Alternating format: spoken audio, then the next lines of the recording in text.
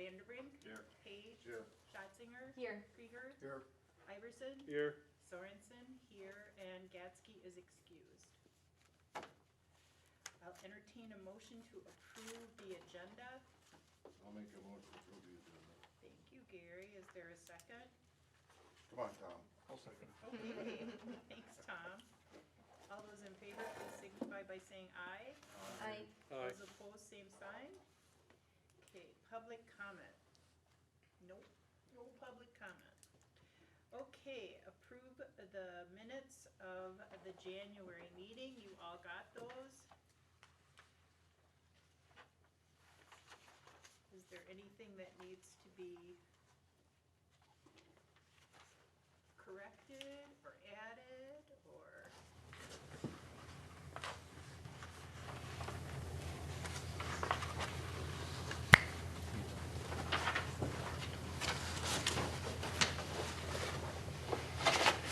I'll make a motion we approve as presented. Thank you, Barry. Seconded. Thank you, Tom. Any further discussion? Those all in favor, please signify by saying aye. Aye. Those opposed, same sign. Now Heather is not with us tonight.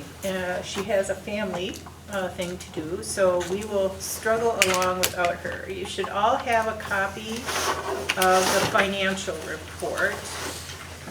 And she left a note, a Post-it for me saying Kelly is remapping the full-time and part-time salaries so that we will have the amounts going into the correct line item. So we're still working on correcting the reports as they're written to customize them for us. So you can see from,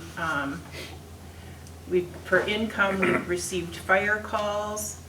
The $30 and $30,000 in state fire dues is, some was paid last year and some we're waiting for from this year. But it will come to about $31,000, and then we budgeted $30,000 for this year. So we may end up in excess with that amount, with that budget line in the future.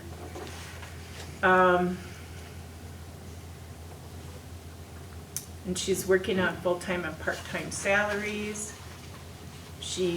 We think we may have under budgeted a bit for Social Security, so we're gonna check on that. Professional services would be the attorney and McMahon and Associates.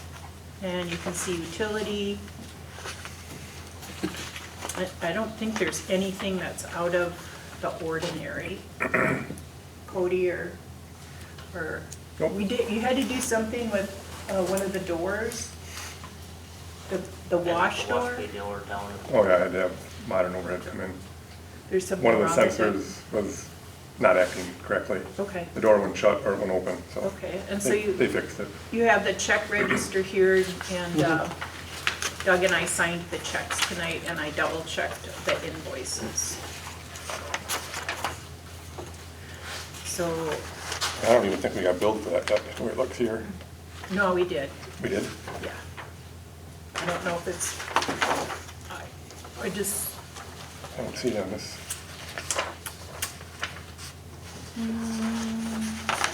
maybe not. Maybe it's because the checks haven't gone out yet. Did we just not sign some? Yeah. Are there any questions?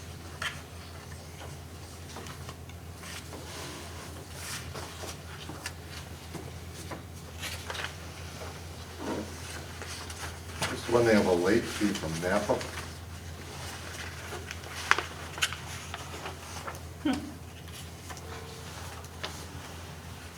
We'll have to ask Heather about that. It just seemed kind of high for a late fee. Yeah, we're trying not to have any late fees.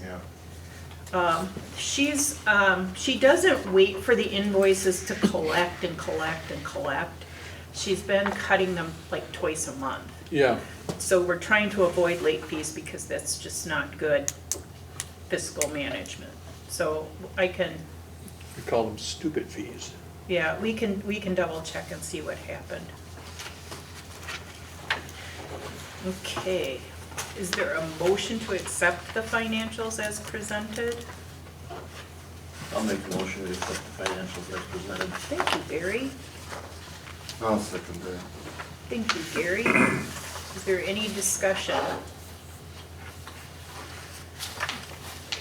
Seeing none, all those in favor, please signify by saying aye. Aye. Those opposed, same sign. Motion passes. Okay, and the next item I'm bringing to you is, I put it on the agenda, and then as I was going through the strategic plan, I recognized that it was short-term goal strategic plan in the strategic plan 9, which is to write for grants.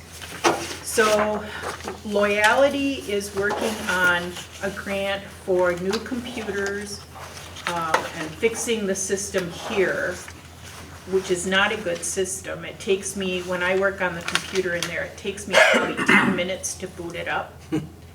And then it takes me, and it's very old. It's like Word 5.1. I mean, it's really old. And then to put MDCs in the trucks so that when they go to a fire, they're not writing "went to a fire" and handing Heather that to put in the system. So, and then radios. So I worked with Adam on this because you have to have an account with the federal government to write for state and federal grants. And we finally got the EIN date, which is November of 2002. So it's been tough. I had to finally contact Senator Baldwin's office to figure out how to, our account hasn't been renewed for 4 years. And you got a thing in the mail, but we're not paying somebody $500 to do this for us. I'll get it done, which is, I have to go into a different website and I filed a ticket to get us reactivated in the SAMS.gov system so I can write the FEMA grant. But once that's done, then we're in there. But we have to renew it every year. There's no fees associated with it, so you can renew it every year. And then if there's state grants that become available, we can write for the state grants because we're registered with the federal government. So if you're all good with it, and I'll ask for a motion on this to have me continue to go ahead and file for the FEMA grant. We should be able to tell you it's due March 8th.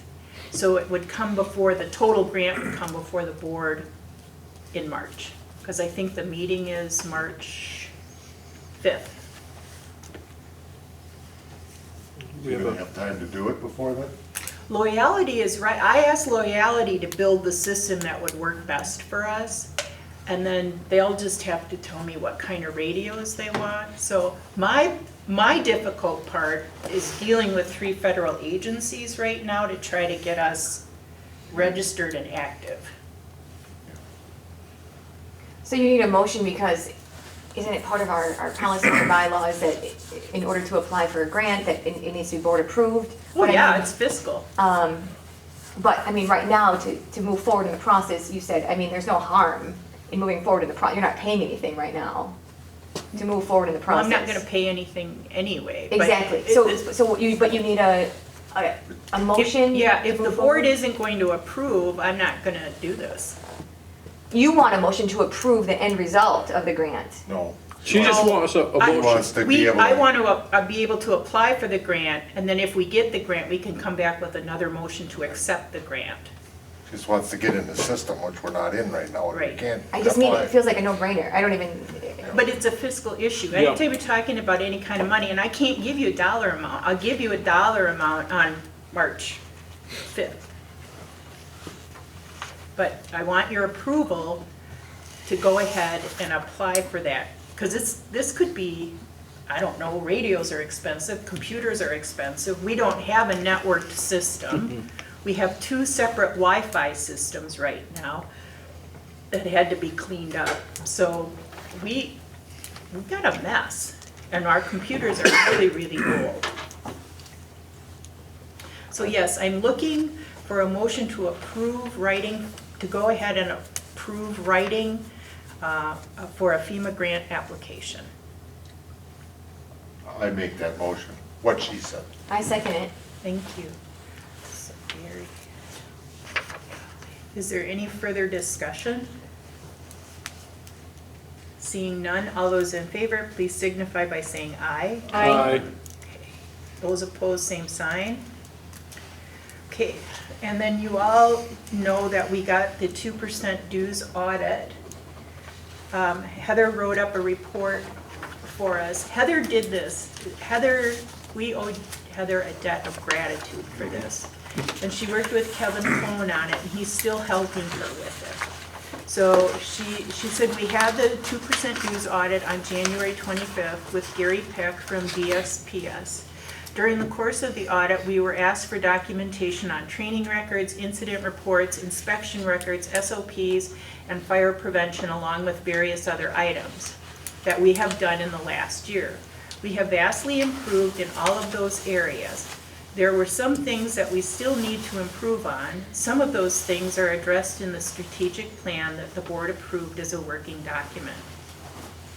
Chief Kevin Clone has developed a checklist to address the things that we need to improve and are working on getting those items accomplished in a timely manner. Chief Clone and Interim Assistant Chief Donovan are starting to work on those items and will submit those to Gary Peck as we complete them to keep Gary up to date on our progress. This is not something that we have to do. We have chosen to do this to show that we are working to improve our department. I think some of the things we have to work on are SOPs and SOGs, and we have a couple in here tonight to approve. Yep. So the other, she did have a little postscript here saying things that need to be improved in the description of trainings, they need to be more detailed. Same with the incidents reports, like you can't write on a piece of paper, we went to a fire. Yep.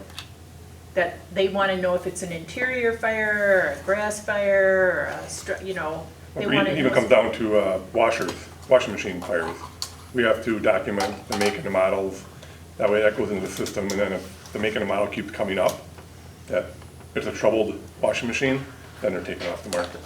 So we have to tighten up our records and be a little more formal with our descriptions.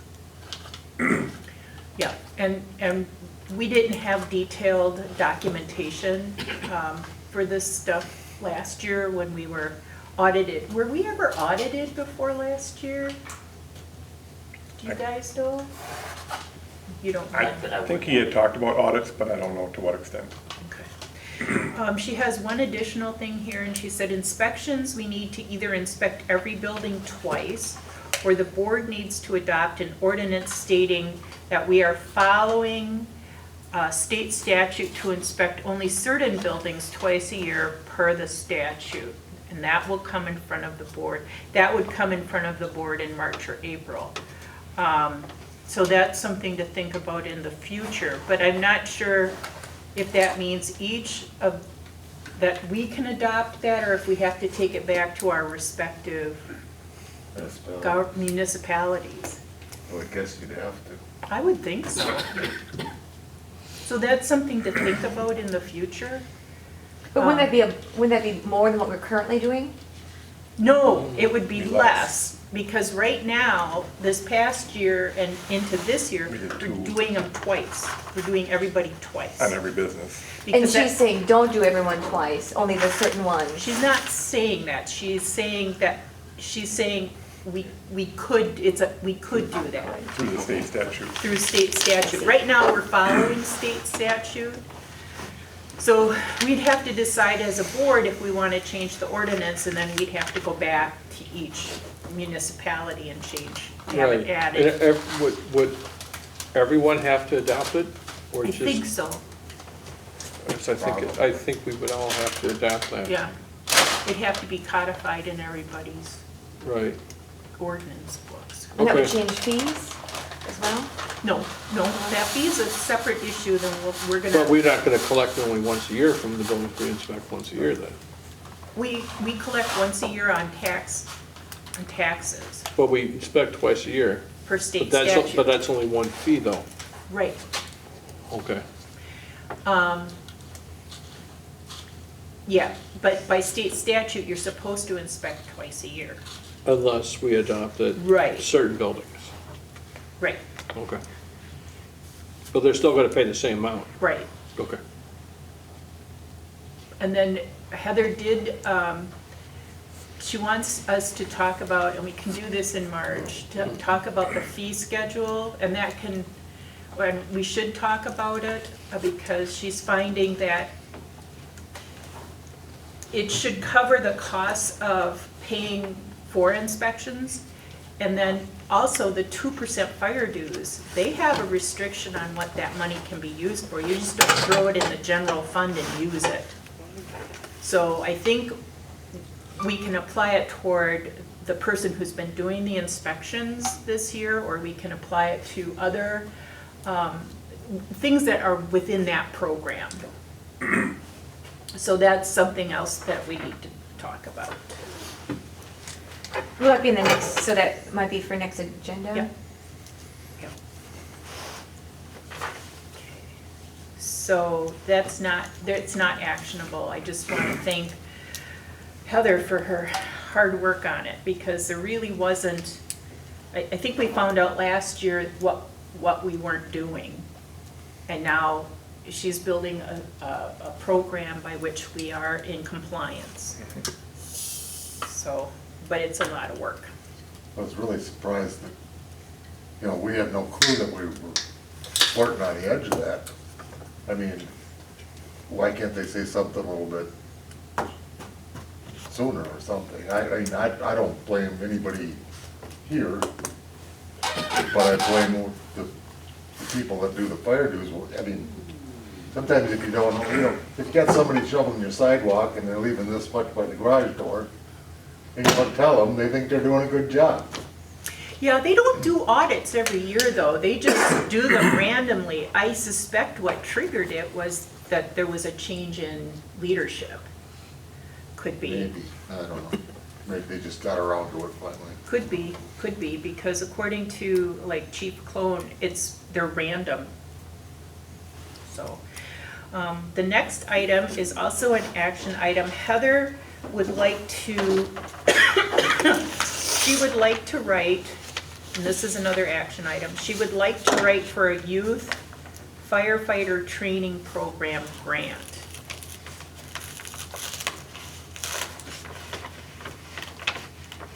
That would be to help offset the cost of training firefighters. Is it like an intern program too? Could be, or it could be the cadet program. Or the cadet program? You guys used to have something. As in a cadet program? Yes. Yeah. And we're actually meeting with a gentleman from school on Wednesday Okay. at 8:30 to get him on the cadet program as well. Yeah, and I think her idea is that this can offset costs associated with that. What ages is a cadet program? I think they can come on at 16. I believe it's 16. Yeah. There was a lot of debate about that years ago, about high school kids and what age we should do, and so I think we lowered it to 16. But that's, Go interior till they're 18, I think. yeah, that's subject to some rules and when they can, what they can and can't do, and you know, they can certainly come down here and do some work at the fire station, but I don't think they go on a call. Yeah, they could write out on it. They can go on a call, but there's only certain things they could do there. They have to stay with the engine. Jolene, did you have a question? Yeah, I guess, help me understand. I understand because there's finances.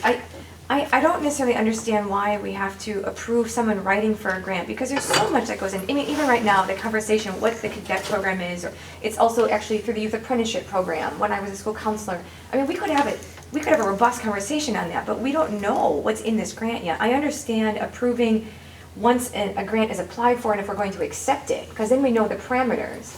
But as you know, when you write a grant, there's so much that's going to go into this. I want to just empower anyone to write grants that they can if they feel that it's in their ability. No, I have to strongly disagree. As the Director of Administration for Fond du Lac County, I had a big battle with a former district attorney, who's no longer in office, about this issue. This is a fiscal issue.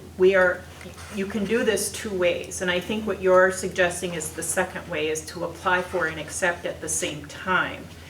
What we're doing here is we're asking to apply for, and then when we have the grants written, we can submit them, and then we'll do a separate motion to accept them. This is money, and we don't have the dollar amounts. We're asking for permission to write these grants. But again, I just want to say, once you go into these grants, they're pretty involved. I mean, even what the cadet program is, we don't know, because we don't know we don't know what this training program is. So we are literally just saying, yes, go forward. I mean, I think all of us, if there's a staff member that is saying they think that they can get free money for something, at the point of what that's going to cost us, what the time will be, that's when we need to consider it, right? I'm going to take a step back. We had a rogue administration. We had people writing grants that you never knew about. That's right. You never knew. We've had to go back to places who have given us grants to ask for copies of the grants, because we have nothing in-house. We have to rebuild this from nothing. So excuse me for being a little overzealous in wanting to do things correctly. Nobody should be off the range writing grants without board approval. Isn't the issue that grants were accepted without it being approved to that point, though? If you're saying that grants were written that we didn't know about, that's the issue right there, and that they were accepted. And that's why. That they were accepted that we didn't know about. Isn't that the issue here? No, they were being written, and I'm not sure the board knew about it. But if we didn't get them, who cares? Yeah, you got them. But You got But that's Webster the- grants. Did you ever approve writing for a Webster grant? I guess my point is, we should want to accept the grant, right? Okay, I'm going to ask for a motion to go ahead and authorize Heather. I'm not going to go around in a circle arguing about this tonight. I'm going to ask for a motion to authorize Heather to go ahead and write a grant for the training program. I make a motion to do that. Okay, thank you. And then she'll bring it back when it's written. Okay. Is there a second? I'll second it. Thank you, Tom. Is there any further discussion? I understand what you're saying. No, I don't think you do. And Oh, I just no, wanna I make- do. No, I understand. I want to be clear here, because I don't understand why this got contentious. My point here is that if a staff member thinks that there is good, I want to commend Heather, and I want to commend you for bringing forth something.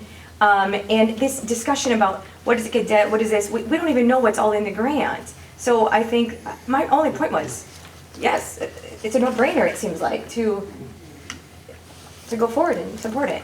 Go ahead. Okay, I guess the only thing I would like to add is, I understand they're just writing something, but I think the board should know that there's a possibility that our budget is going to change with $500 or $1,000 or $2,000 or $10,000 or whatever it is.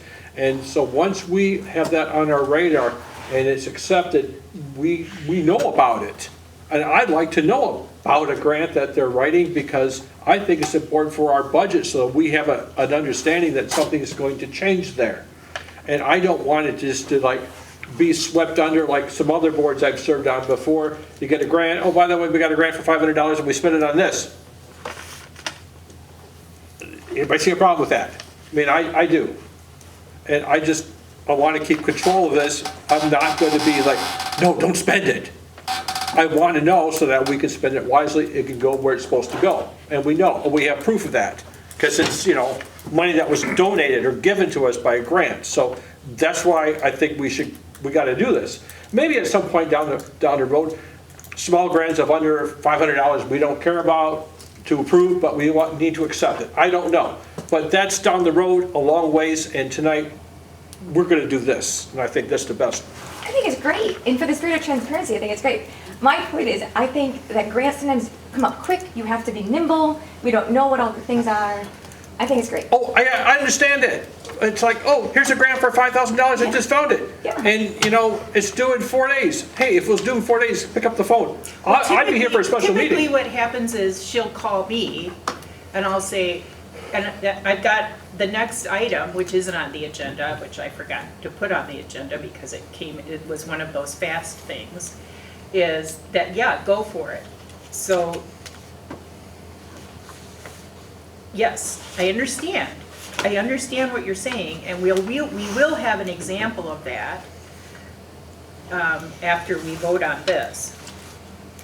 So, but in the effort of transparency, the public needs to know what we're doing, and the board needs to know what we're doing. And then in respect, then the firefighters can know what we're doing too. That we're not just not trying to enhance our staffing or our equipment, that we are working on it. So is there any other discussion about this? Seeing none, all those in favor, please signify by saying aye. Aye. Aye. Those opposed, same sign. Okay. Now, to your point, Julie, we had a fast turnaround on a Webster grant. And part of what we're doing too is I'm training Heather to write grants. That's why she now feels confident to go on and try the youth firefighter. So the Webster's grant was a fast turnaround. I think it was between board meetings.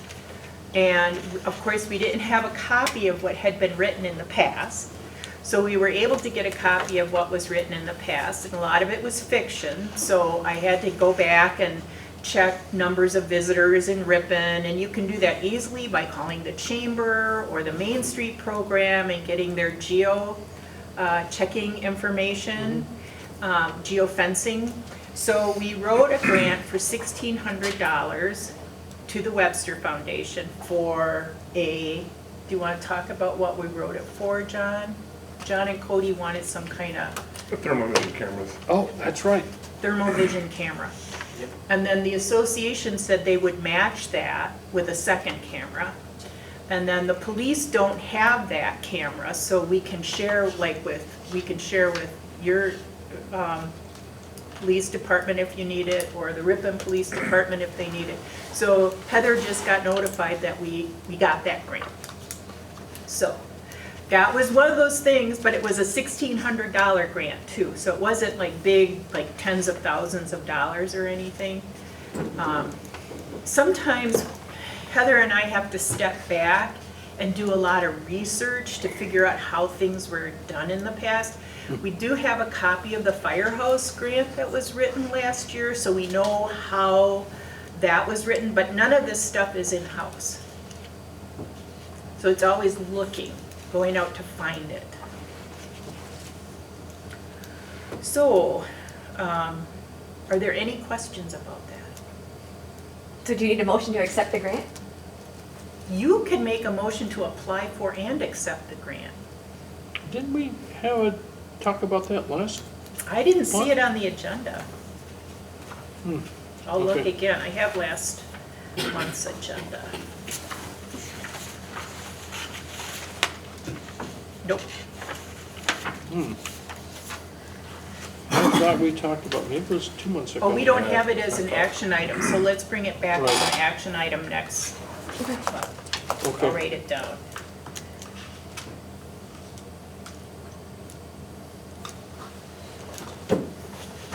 Maybe we'll even have one of those cameras by then so we can see it.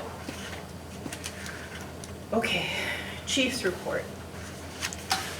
Start off with the department staffing and morale. That is going well.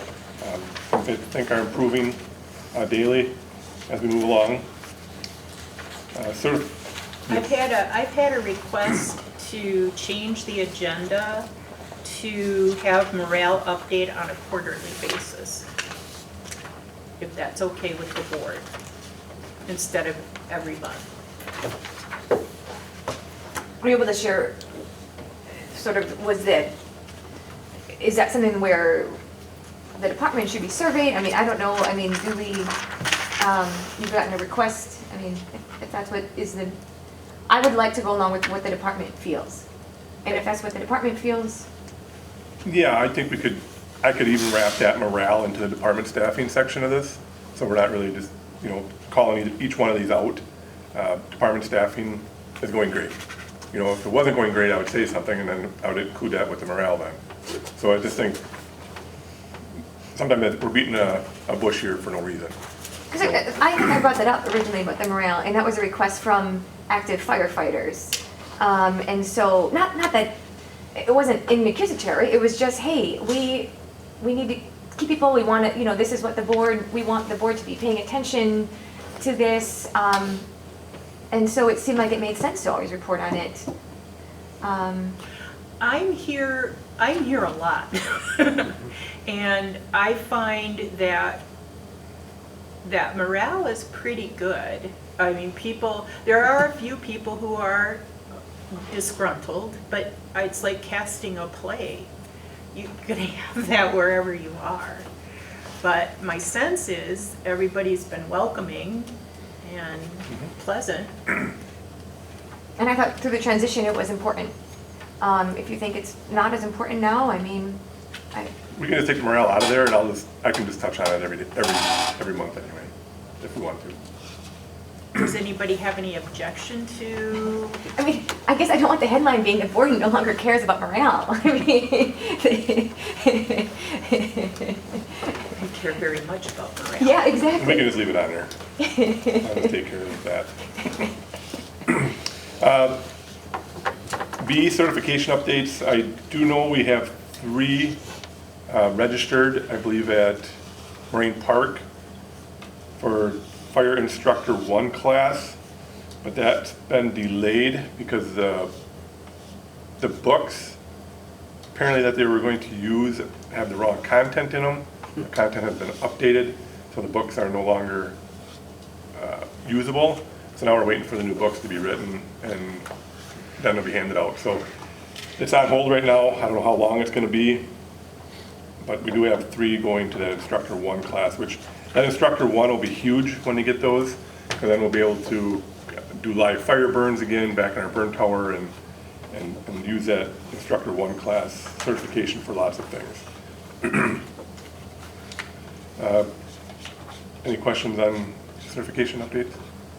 Monthly calls for service, you have it in front of you here, kind of listed there, and on the back, it's total calls for the month is 36. The daytime shift, it's got the asterisk mark there, which is 17 calls. That asterisk represents the assist EMS here in the city. We are still responding to this same call numerous times a month. So technically there was 12 of them EMS calls that were lift assist for the same patient. The rapid response calls, we only had 1, mutual aid given 1. Year to date, 1, mutual aid received 0, and total calls for the year so far is 36, which I think we're up 10 from that because we had a couple over the weekend. So it might be right around 40 now. 45. 45 calls. How does that compare to last year? 46.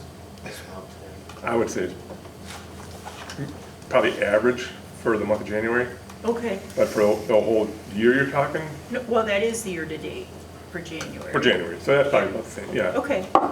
Okay, thank you. Without going into details and without taking too much time, are you able to say, I mean, maybe it's a question for EMS, but 12 calls for the same person. At what point does social services get called or some other assistance for this individual? I can say that it is at an apartment complex. It is on the 2nd story. She is immobile, so she can't walk downstairs.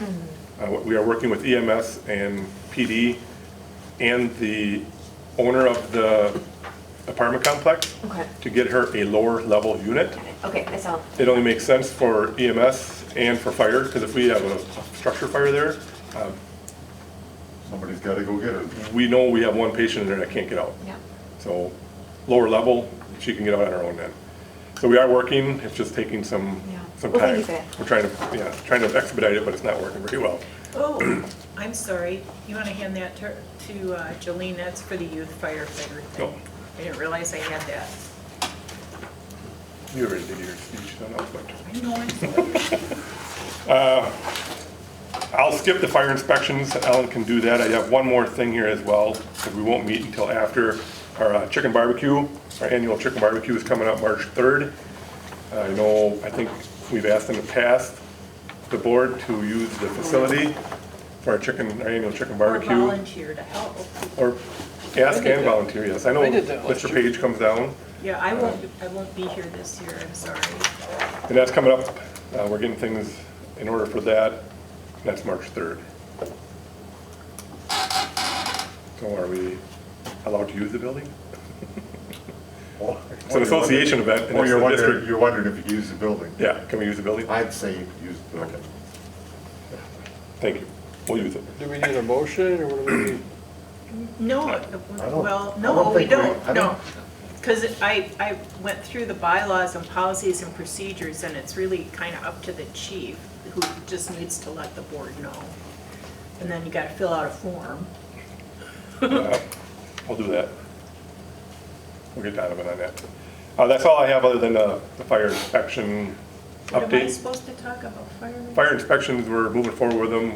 Yeah, I think Donovan had something in here for you, didn't she?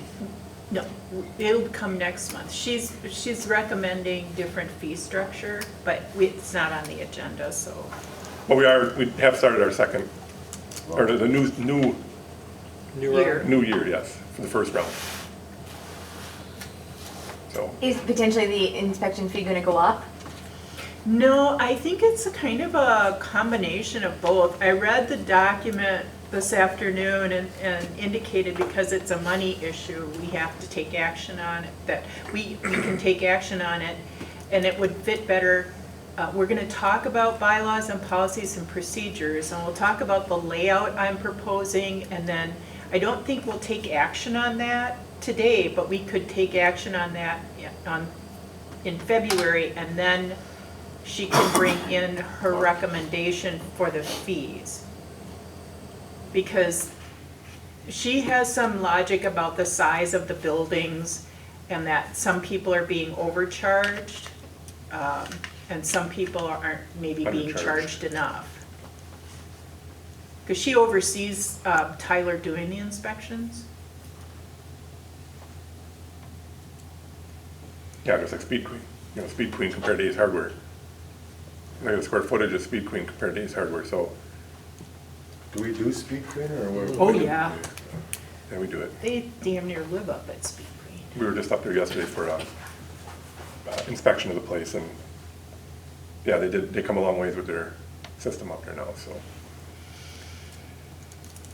You And that's have all I some, have. no, you don't. You have these things. Oh, those aren't listed here though, they're down here, I think, aren't they? No, No, they're up under Chief's report. Those are the short-term goals from the strategic I plan. don't have that. But we can, yeah, I got them here, we can go over 'em. Okay. Yeah, they're part of the package. So the first one here is SOP, I believe, right? For the structure fire full response. With rules and regulations 2-002. Is this one of the new ones we need for the audit? Yes, ma'am. Okay. This is one of the new ones, yep. And then I was gonna speak of this earlier when you were going through that audit stuff, but I couldn't think of which one it was. But this is the new, which I don't think we had one of these. We didn't have this SOP. So Heather did a great job on it. We went over it the other day, her and I did. And this is basically what most departments have for a structure fire.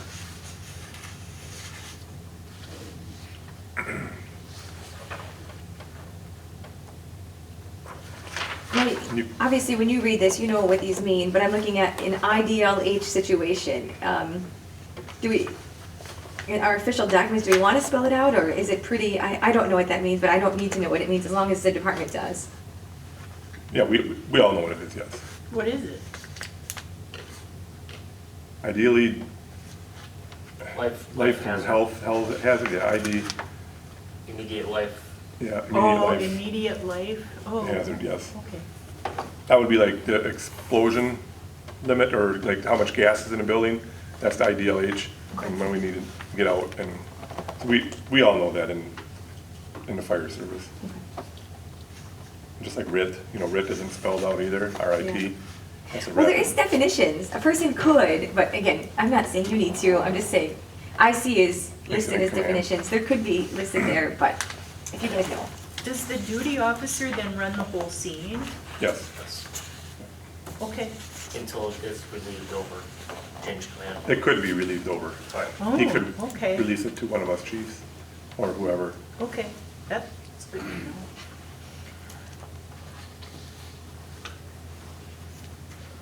And then you're, in the first arriving unit, if they had one of those cameras that we just wrote for, you would use, if there was people, you're gonna check to see if people are inside? Yes, that is one of the tools you take with you all the time.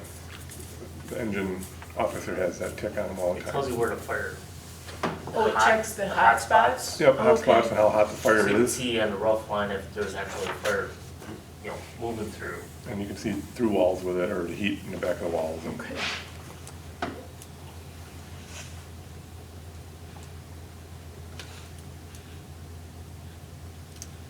And you guys are good with this one?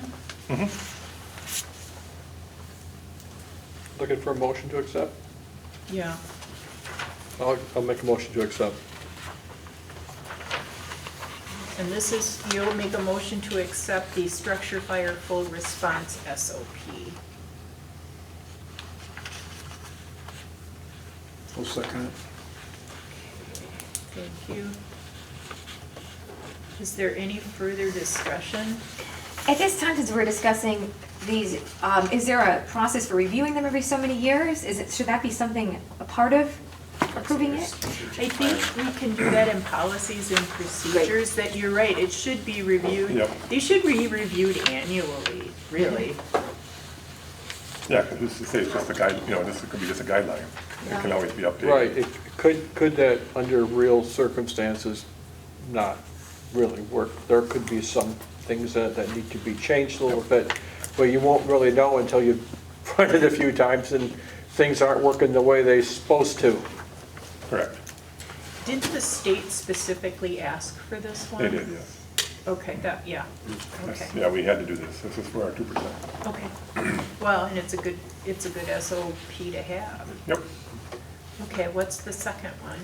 Second one is our duty officer, battalion Did we- captain. Oh, did we vote on the Oh, first one? I'm sorry, all those in favor, please signify, thank you. I could be the parliamentarian. All those in favor, please signify by saying aye. Aye. Those opposed, same sign. Okay, so the second one. So the second one here is also the battalion captain / duty officer. Do we have battalion captain? We do. Us 3 chiefs used to be battalion captains, which we still are running Okay, during our battalion on-call nights. okay, okay. So, and we also have one other lieutenant that acts as a duty officer, as a captain. Okay. Should there be a SOP on this, where it says subject here? Should there be like a SOP written on these? It doesn't really say that this is an SOP, it just says it's a rules and regulations. Yeah, Or is that something different? no, I think well, we can, the way I'm gonna wanna structure the policies and procedures, it would be a section on SOP, so it should be in the header, I think. Is there a difference between an SOP and an SOG? Just the letters. Okay, I'm not 100% sure. okay, we'll have her add that to the. Or look into that maybe, yeah. And do we number them? Yeah, she's Yeah, got number. numbers there, okay, all right. So the battalion captain that we're speaking of here now, this was written up prior to the former chief resigning, but it was never put into play. It was never brought to the board. It says it was issued on June 12th. Were you using this? No, we weren't really using it, but he did have it written up. There were some things that we were tweaking in it, and he was tweaking it, and it never got approved. The board never approved it, and the Staff. staff or the command staff here didn't approve of it either. So we went back through it. We tweaked a few things and here, this is what we have today. Well, what did you tweak? What's the difference? Is it the bold? The bold, I don't have bold on mine. Mine's got Here. some bold in it. This stuff, the bold duty officer, Yeah, there might have been some of that, any and all calls. And I don't know what was in here, because I don't have the original, oh, but I know one of them in here, I know for sure was, Here's the original. you have an original?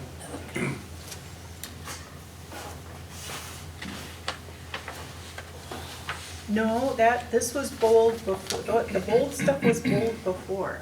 There was only maybe one or two things we changed and it tweaked it a little bit. I know one of them was you didn't have to wear your duty shirts and all your fire department stuff Yeah. when you're in the battalion captain buggy. We thought it was okay that if you're responding to a fire call and red lights and sirens to a structure fire, they're gonna know who you are when you pull in, if you're not wearing this. So it was, you didn't have to have fire department clothing on when you were running the battalion buggy. Did that help with being quick to responding? Oh, it just helps with laundry and it helps with wear and tear on all these. I don't sit around waiting just for the pager to go off. So I guess maybe what you're asking and what I'm thinking is, you don't want to have to take the time to go home, well, I don't know if it's go Or home or running go from where. outside. And get, or if you're out, yeah, run-ins and then change your clothes and then go to the fire. Correct. Okay. Because we're gonna, we put on our fire gear anyways, if it's, Right. we need to put it on. Right. And I work outside in the summer months and I'm not, and I'm not always home. So, if I'm working somewhere else and ripping with the battalion buggy and I'm in this and I'm getting dirty and greasy, you're tearing this up at the cost of the department has to replace this. So you're always, so we took the dress code out. That was one of them. But otherwise, I think the rest of this was all pretty much already written up. And that's why it never got, can you change the date to issue today's Yeah, date? we should, yes. So that would be an edit. And once again, just like the structure fire one, it's a guideline. It could be revisited every year, annually. Well, I think probably it should be the chief's responsibility or command staff's responsibility to review these annually and then make any recommendations to the board for changes. But we should be reviewing our policies and procedures and bylaw, well, not so much the bylaws, but policies and procedures as well as SOPs and fee structure every year. And it probably should be done prior to the budget being done.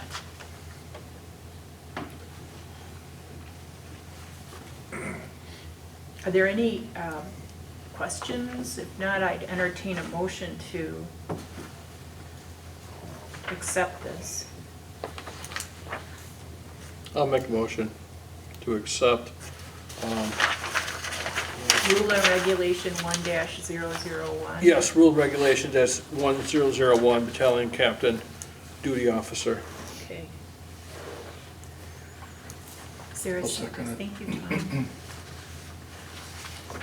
Is there any further discussion?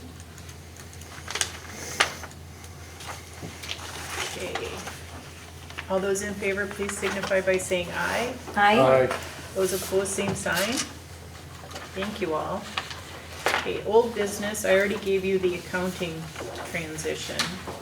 So what we have tonight are the bylaws and the policies and procedures. And I don't expect, I put them on as a review, because I don't expect anybody to take action tonight. I'm not, did you all get color copies? Did you get a color copy, Gary? Well, there should be, like, There's some red in it here and there. yeah, the red is the stuff that I thought we should discuss. Oops, I just printed off at home, I don't have a color. Well, you'll see there's a different shading. Yeah, the spare one. But Okay. the green, let's see. The red stuff I added, and the green stuff is stuff that I thought, I didn't know if you wanted to talk about, or, so the first green thing is in bylaws, is the municipality. And I don't think that, I don't think that should change, but I didn't want us to not think about it.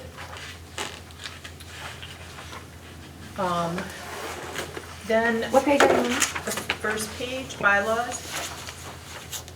That you're in policies and procedures. This one here.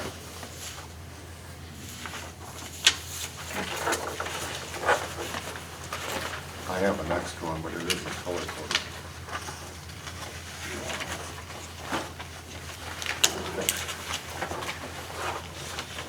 Yes, it's section 1. Talking about this one right here. No, you're in policies and procedures, I'm talking about bylaws. The bylaws are the original document for the Yeah. fire district. It looks like this. Okay, I see. So this was about how many members are in our, from That's each the one. municipality. Yeah, this is how the board is made up, so I I got it just right here. highlighted that. I got it right. And the reason I highlighted it, and I think I understand the reason for the way it's set up, and Gary can correct me if I'm wrong, so that the city with the majority of members cannot stampede.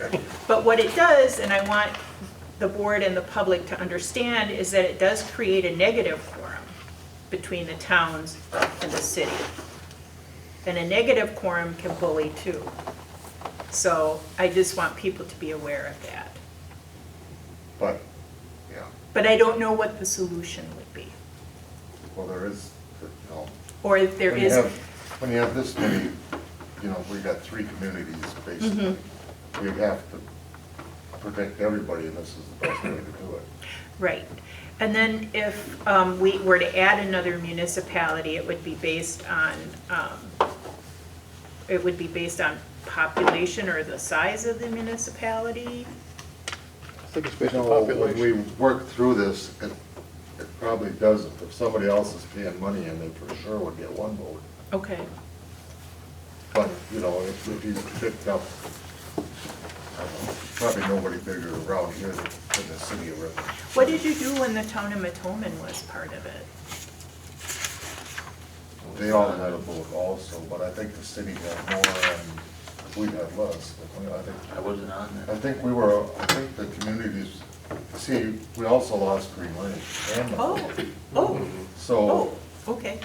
so there'd have been 4 of us, Ripon, APS, and Green Lake, and Matoman, so we had 4.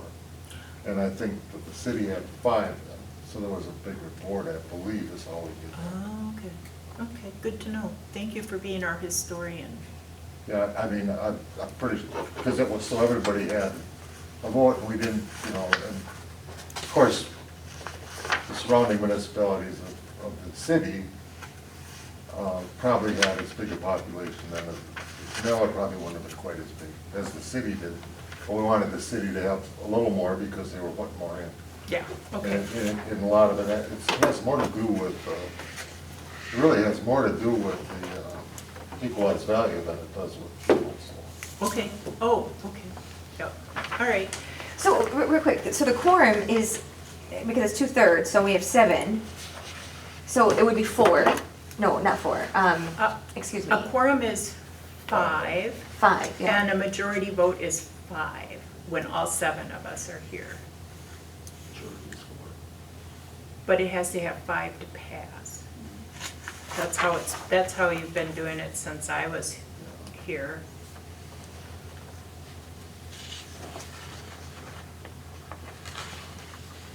And so when you say a negative, this causes a negative quorum, what do you mean specifically by that? A negative quorum is a group that can block things. So if we had because there are 4 people from the city, we need 5 people to pass anything.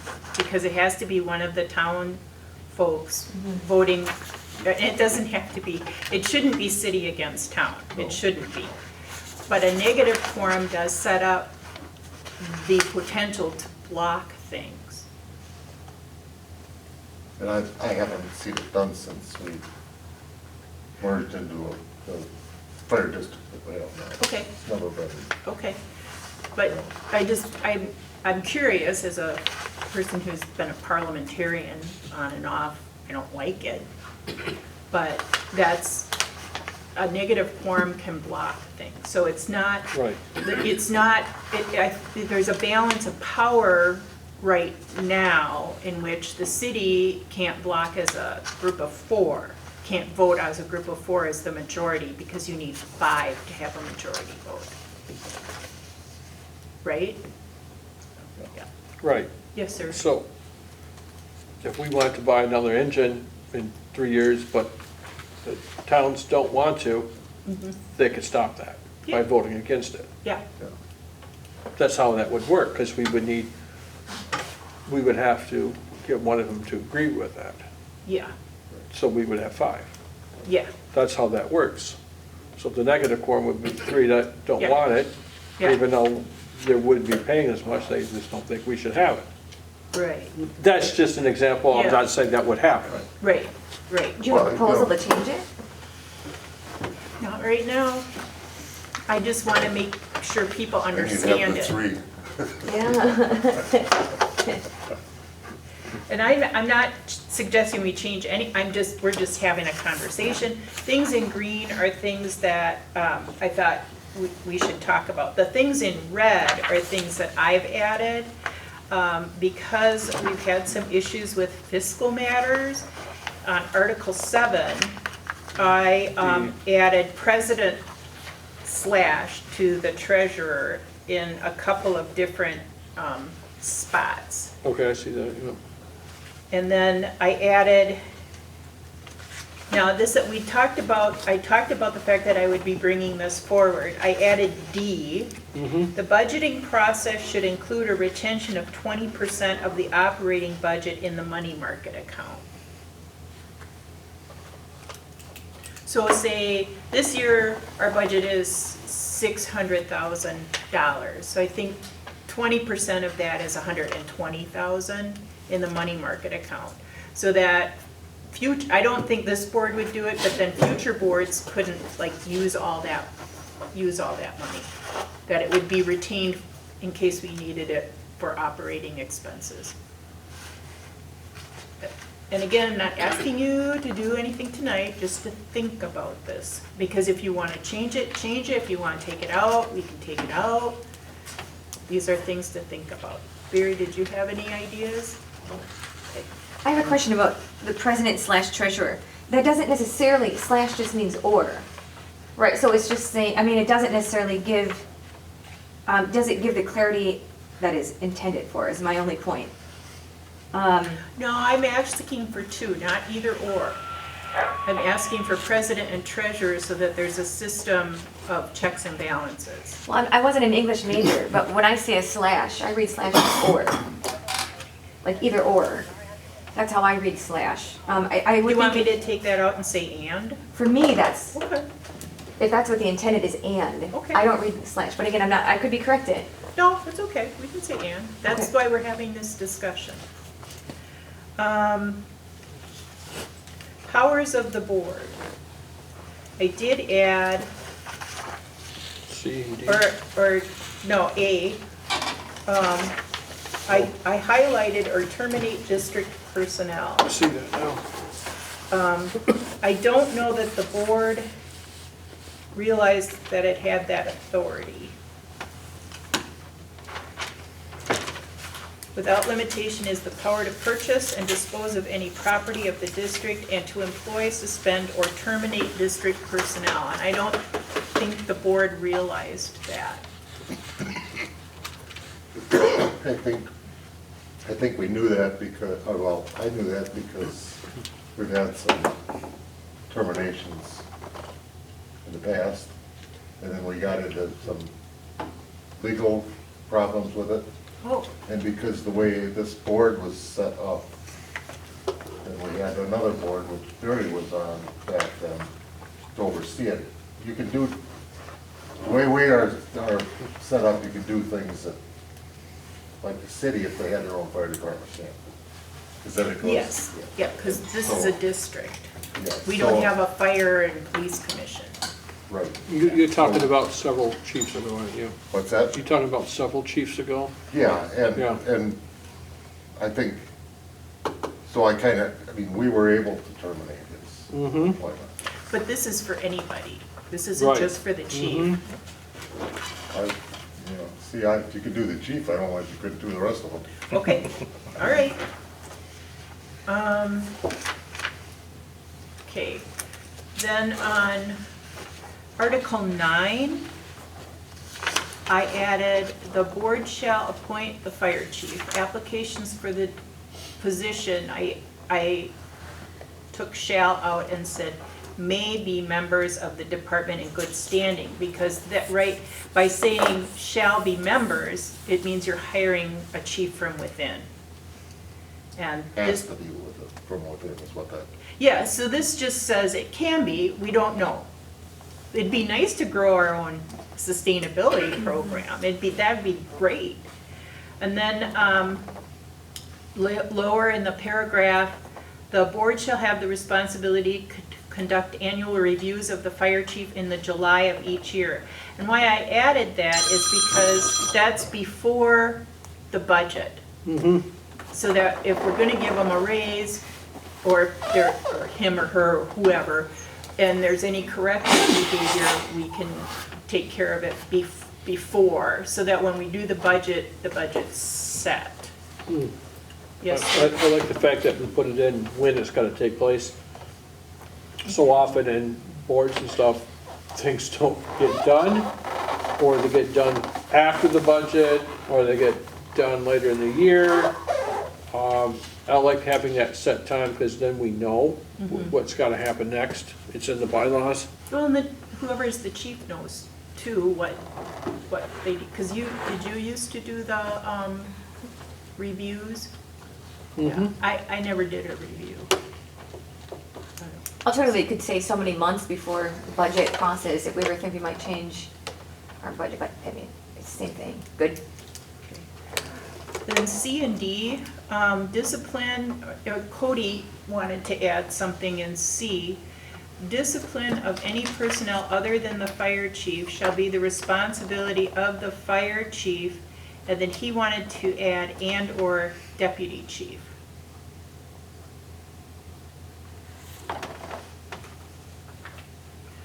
Where is it?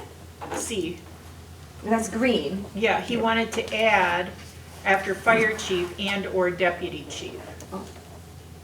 Because personnel is part of the job description, personnel management's part of the job description for the deputy chief. The first fire chief or the second fire chief? You got fire chief here. Responsibility of all. I'm fire right chief here, you're ahead, where Yep. are you?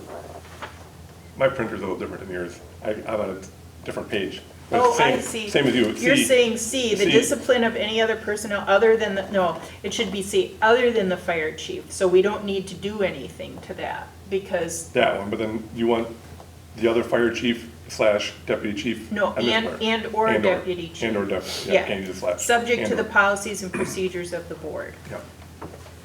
And then the second one is the fire chief shall now nominate individuals for officer's position within the department. These nominations by the fire chief shall be subject to review by the board, which may approve or reject promotion in accordance with the board's established policies and procedures. And in talking to command staff, I'm not sure that was being done. I don't know if you were approving captains and lieutenants. Were you? I seem to think that we were before. Okay, okay. But it does say may approve, it doesn't say will approve.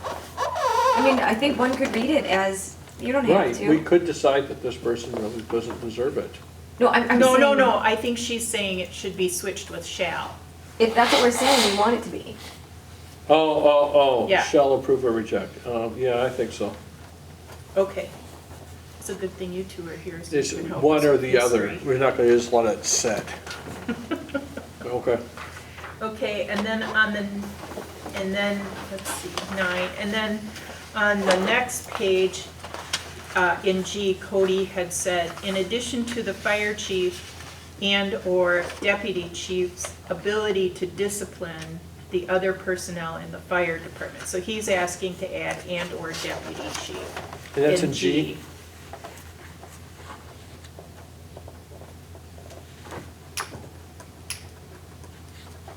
Just a question. Mhm. So, we have two people that are working pretty good together, Mhm. and we did before too. But what if they don't see eye to eye on this? That's, So what if Cody decides to gain somebody and John thinks, hey, we need him on this department, what Mhm. happens then? it comes to the board, Then it comes to the board. Mhm. it's and/or, it has to be both, Oh, it has to be both. and/or. No, but or is not both.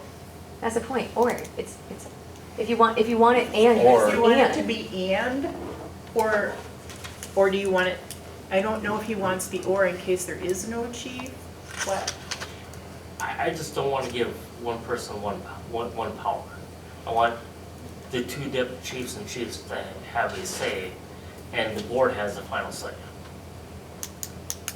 Well, I don't read and or as having two people, And would be two people. yeah.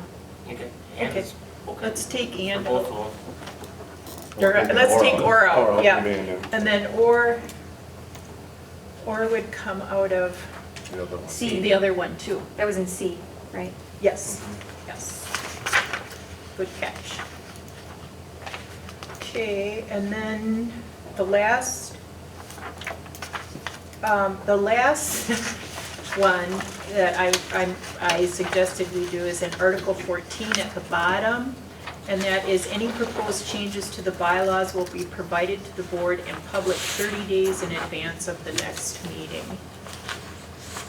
So that we just, it's typically to let the public know what's going on and give the board time to think about changes.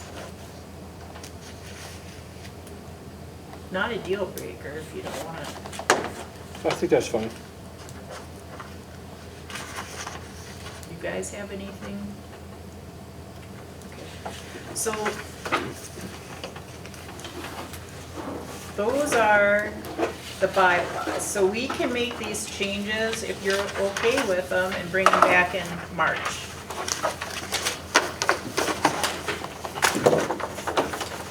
Policies and procedures.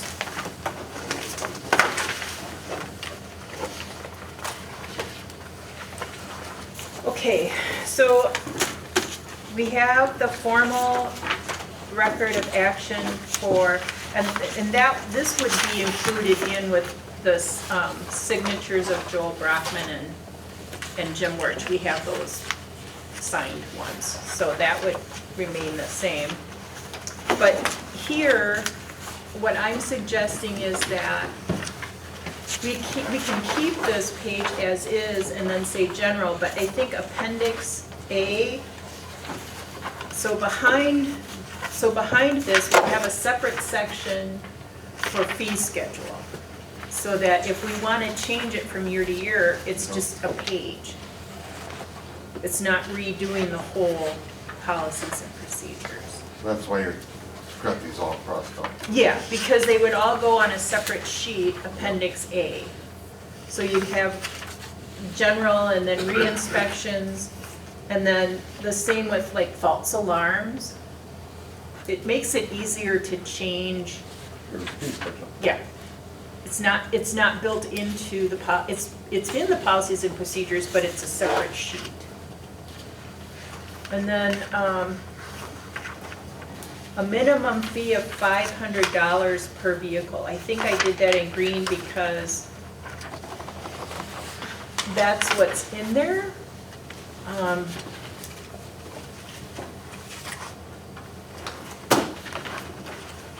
But I didn't know if we want to change that and then put that in the fee schedule. I don't know what you all feel is most appropriate. I have a question on that first page, on appendix A. This one? It- Yeah, Yeah. where it says inspections shall be done twice a year per state statute. If we're gonna change that, where some don't have, is that, you wanna put We'd have that? to change that. You- If you decide you don't want to do, if you want to change it, we would change it. Well, I was just curious, you must have wanted to put that in there, right? I put it in there because that's state statute. Oh, okay. I just wanted it in there, because if we're gonna do them, some of them once and some of them twice. Yeah, then we would change that, but that would be part of Appendix A. All right, gotcha. But wait, help me understand, I'm glad you brought that up. You want it to be added, to be twice yearly? No, I'm just stating what the state statute is. But it's in red, doesn't red mean that you're adding it? Yes. Yeah. If we change that, we just change it on the appendix. But the state statute, is it because it's under this size of the structure? No, because we were just saying some buildings don't, it's for not fire. twice. It's for fire inspection. We inspect all the buildings. But this line makes it seem like per state statute, it's all have to be done twice a year. That's what we're doing. Right. But my point is, apparently it's not state statute. Yeah, state it is, the statute. state statute, but we can opt out of some buildings, and we have to change it by We have to ordinance. change it by ordinance in each of the municipalities if we want to opt out of the state statute. And it's only certain buildings, so I don't know how much it would even affect us. I don't know, because I don't know what buildings there are, it doesn't really matter right now. So, right now, we're just gonna put it in there as an appendix that is easily changed as to the price of the inspection. And/or frequency. And/or frequency, so we could then, as an appendix, note that those particular buildings were changed by ordinance, only have to do it once per year, per the ordinance of the municipalities in the district. Now, my question then is, if the town of Nepiescum changes it, say we do this, will that affect Berlin? Because that's kind of interlocked, I'm just thinking about that. I don't understand. Well, so like if they change it, saying, well, could they do it, maybe they could just do the ordinance that says that effect? Well, the part of them that's in our district would be affected, but the rest of it is in a different district with But- different rules. That, Yeah. we had that before, a number of years back, because some of the people in EPS can pay for a fire call and some of them don't. In their argument, they were all upset, that's Right. not fair. But part of those kids are in Ripon School District, and part of them are in Berlin, and part of them are in Amro, and they all pay different too, so it doesn't make any difference. I mean, Right. if you are where you are, and that's what it is. Okay. Well, I'm not gonna worry about it. Just putting it in the appendix, I think it's a great idea. I thought if we were changing it, and we're gonna, but I see where it's, where You got it, chief? So does that make sense? I'm clear, if we just change it later. I thought earlier it was saying that state statute didn't have to do every structure twice, but we're saying, no, it does, but Yeah. we can make it change that we don't have to follow. Right, but we can. And then we'd have to, the ordinances would have to be rewritten Yeah. and passed in all three municipalities. Right, and that's down the road, we're not doing that tonight. Okay. All right. And then this one, the fees for the district shall be based on the following schedule. That would be Appendix B, because it would be fees for an hourly fee, not for, it'd be a separate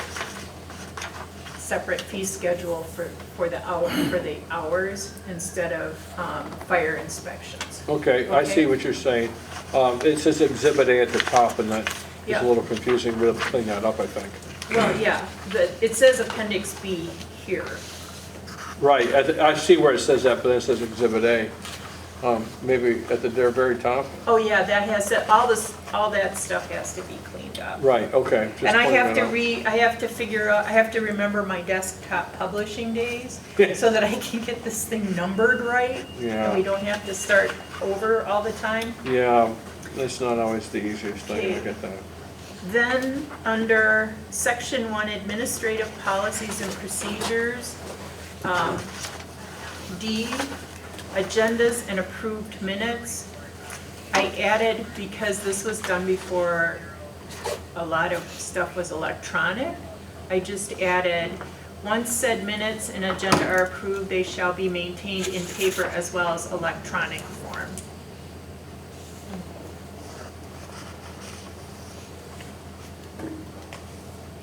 And then the annual budget process, Jolene, I think I have to make the change. I have, Oh, the slash there. yeah, Put take in. the slash out and say "and treasurer." And then I added, as part of the budgeting process, the annual review of the fire chief will occur in July. This will assist in the budgeting process for budget preparation, just so that they mirror one another. I'm sorry, where are you at? I'm on policy 1.2, annual budget procedures, see it. section A. Page 7. Okay, thanks. Was a little bit ahead.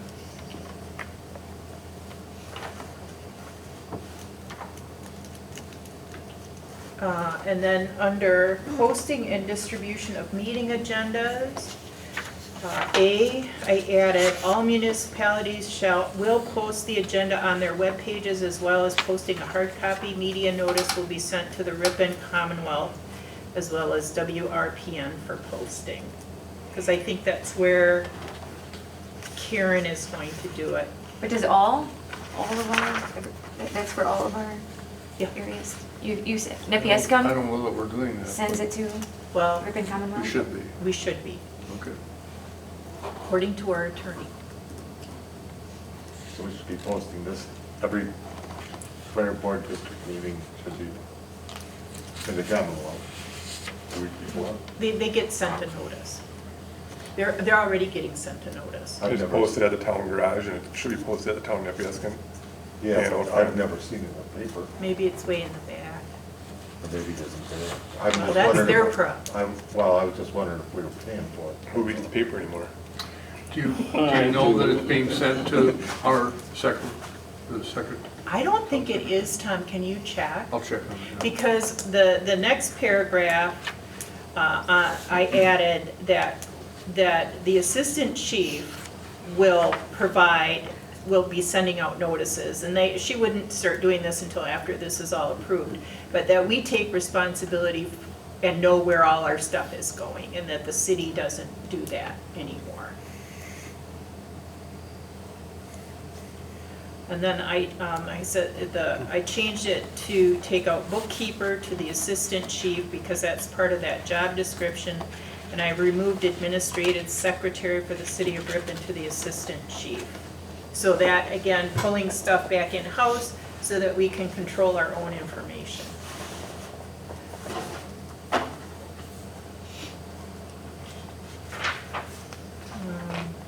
These policies and procedures were a lot better than I had anticipated.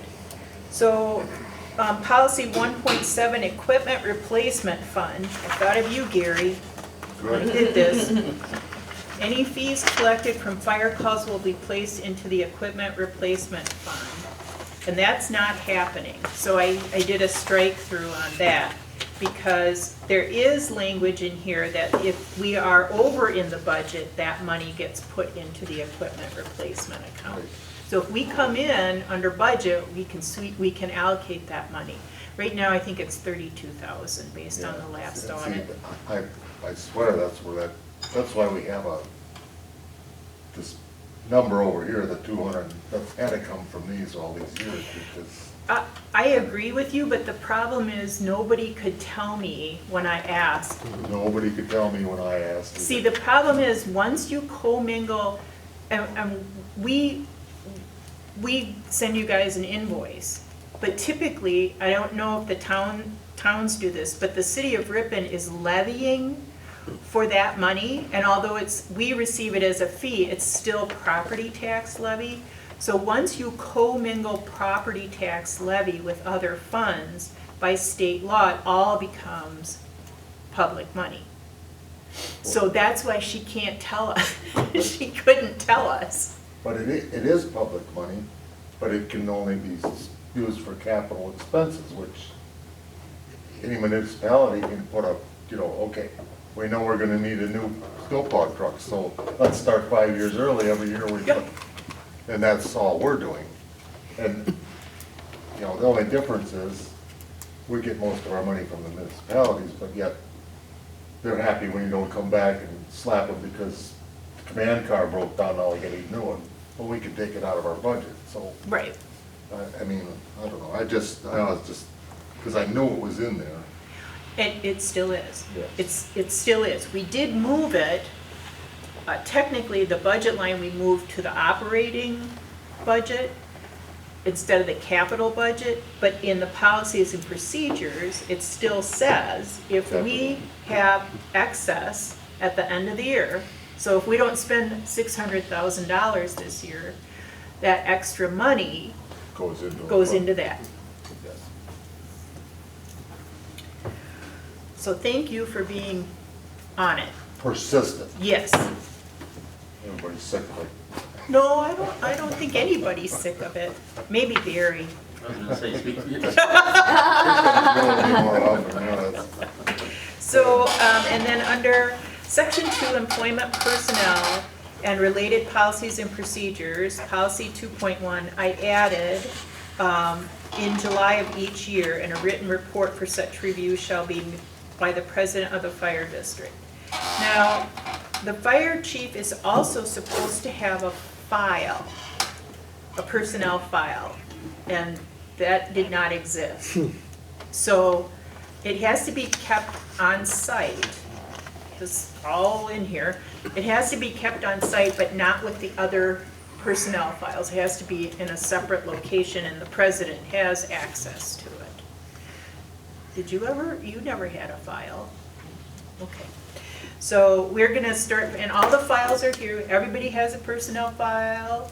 Everybody has a W, whatever they need, an I-9, and next of kin stuff, and it's all here now. So then, moving along, under policy 2.1D, discipline of personnel, other than the fire chief. The way it's written now, the fire chief shall be responsible for reprimanding, disciplining, suspending with or without pay, and terminating all personnel within the fire district. However, the fire chief's power to suspend or terminate personnel shall at all times be subject to the review and approval of the board.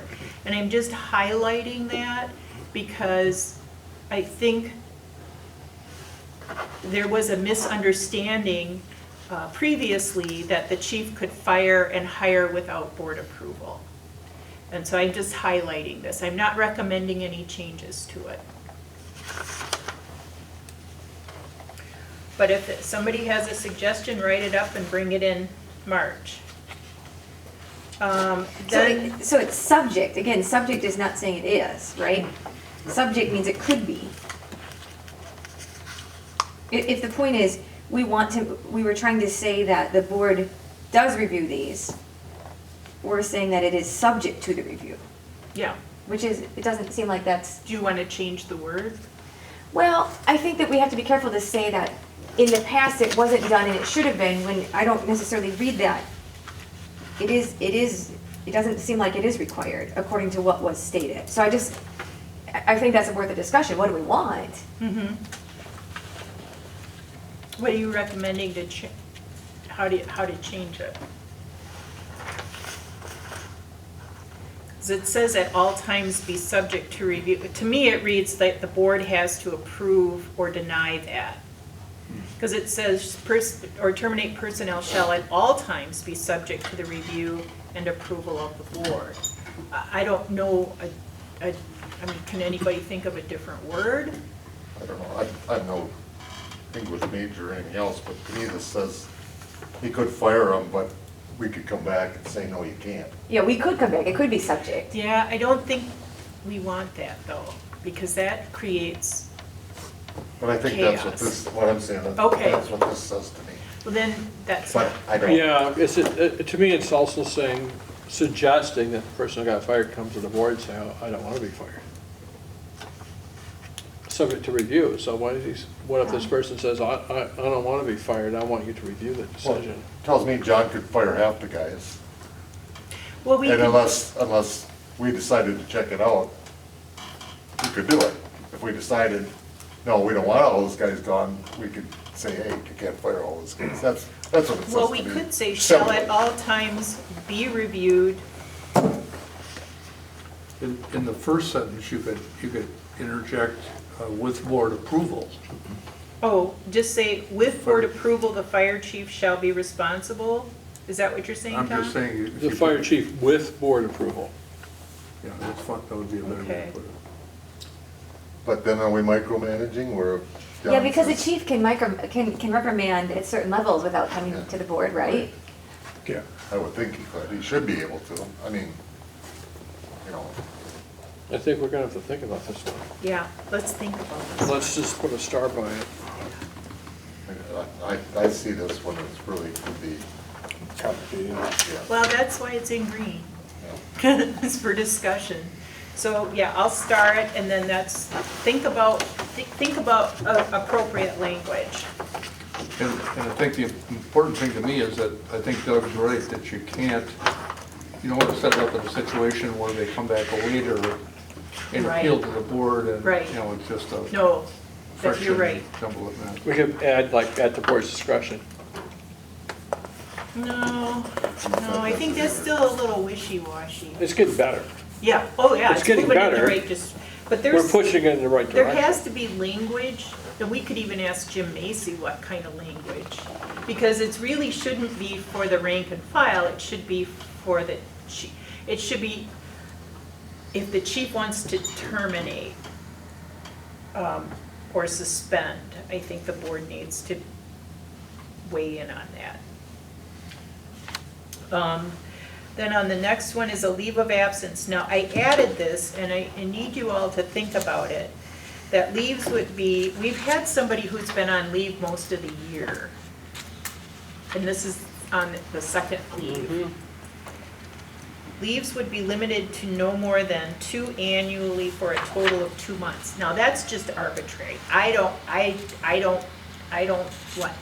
What about the person that went and fires out west? That weren't they gone more than 2 months? That's what I'm thinking, you sure would like those people Yeah, to be here when they're not, but Yeah, they leave for 6 months. she's not gonna. but we want them to come back, but I guess I'm looking for language so that it's not abused. We do have a person in the department who has abused it this past year. So I think we star this one for language also, because we do want to let people go to fight, like we have a guy who goes and fights wildfires. We're doing 2 now, every 2. And think of the training they get doing that. I mean, Or if somebody has a family member that they need to care for, they right. might need a few months off. So my concern is the abuse of it. And I have to say, it's not typically abused. 6 months is abusing, I think. Well, and then how many leaves per year do you get? That's my other question. Yes, sir? We could possibly work it in that if you're off working in another department someplace else, that wouldn't necessarily count as a leave of absence. So if you're out fighting fires out west, that would count as a leave of absence because they're actively engaged working in another department. Yeah, and you can put an E in here. You can put an E and add something to that effect. But the thing is, you start doing that, then you know, Or should we leave it to the discretion of the chief to approve leaves? I just think, you know, if you start saying, well, if they go fight forest fires, okay, so, you know, and I know, you can what if all day long. And it's no different than a forest fire. What if there's a forest fire? Okay, so what if there's a disaster in Florida? Right, Now, right. Yeah, I don't or a think you family can- leave, or they need to be with their family to care for somebody, Yeah, I or just have a don't think baby. You can start making specifics on that. I think you have to do you get two per year for a total of 6 months. It's done and over with. Again, I'm no lawyer, but I'll just use this as a scenario. I own a business in Florida. I'm on the fire department here, or I work for a business out of Florida. My parents own a business out of Florida. Disaster went through, I'm gonna go down and help my parents now in their business. I'm taking 6 months off to go do this. My thought is your heart really in the department?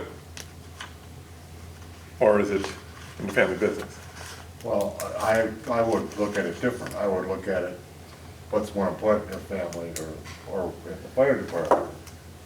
And when the family's taken care of, you're gonna be back here, and if you're a good fire guy then, you're gonna be much good when you come back.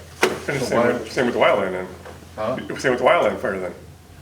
You know, if you're leaving for 6 months to come back, Right, you know. I just don't, you know, sometimes people in life, you have to make different decisions, and, you know, to me saying, okay, you're gonna go down and help your parents clean up your business after a hurricane in Florida, when we get it cleaned up, we're coming back, because we're still involved here, why would you not want them to come back?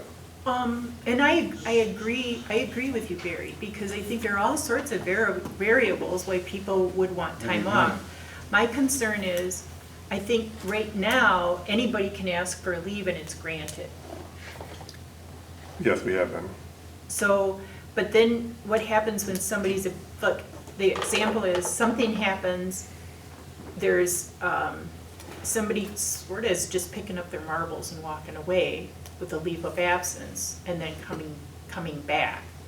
I guess, and they do that 2-3 times a year. I'm not sure, I'm not sure, and if you guys just want to take that out, we can take it out. I'm just saying, I've never been any place where you just automatically get a leave of absence. But you also have to remember, this isn't a full-time job. Right, it isn't. And, you know, and I think I know who you're referring to here, but, okay, he wants to pick up his marbles and go home, come back, pick up his marbles and go home again, every time he doesn't like something, then maybe we don't let him come back. Why does that have to be policy and procedure? Have we ever not let anybody come back? Probably not, I don't know. Well, but that's the point to this conversation, that it's a good conversation to have, but the reality is we need more firefighters. Yeah. I mean, so it's almost like a null point, because we should be, you know, we have to be lenient if we need to, because we want to hold on to them. You're exactly right. And there's also, through the state, we have to meet requirements too for trainings. We have to, I believe it's 4 hours a month through the state that we have to meet. These guys are gone for 6 months. They're not making the required trainings. They're falling behind. You know, they're not up to date with us and where we're going moving forward. So I see both points. You know, I just don't know where the happy medium would be for that. Yeah. Right now, we have a couple guys that are kind of floaters on the department. They can't, their job takes them away. We got them on because we need the manpower, but they can't make trainings. So we're catering to them, and we're gonna have trainings on Saturdays now. Or they can come down You during, are? we will. Oh. Or they're gonna come down during the day when the day crew's here, and we're gonna do the training with them and so forth. So, you know, we're trying to make exceptions too, and I just don't know, you know, is a 6-month leave of absence feasible? You know, I don't wanna lose them either, but, you know, they're behind the 8 ball already because they're just losing so much training and department stuff, so. Well, I don't know We don't what- have to make a decision tonight, but Right. it's No, a we need conversation. to talk about it, so, yeah. And everybody's making good points. So, well, I'll just start.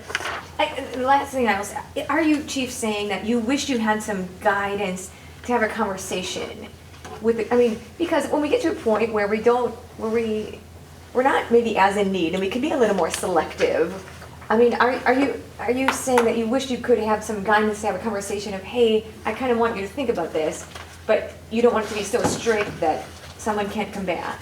Is that, but I don't know what we could write that would help you, but you want to be able to maybe have a conversation with folks? Yeah, some people might have a beef in the department, like Gary was saying, so they take a leave of absence.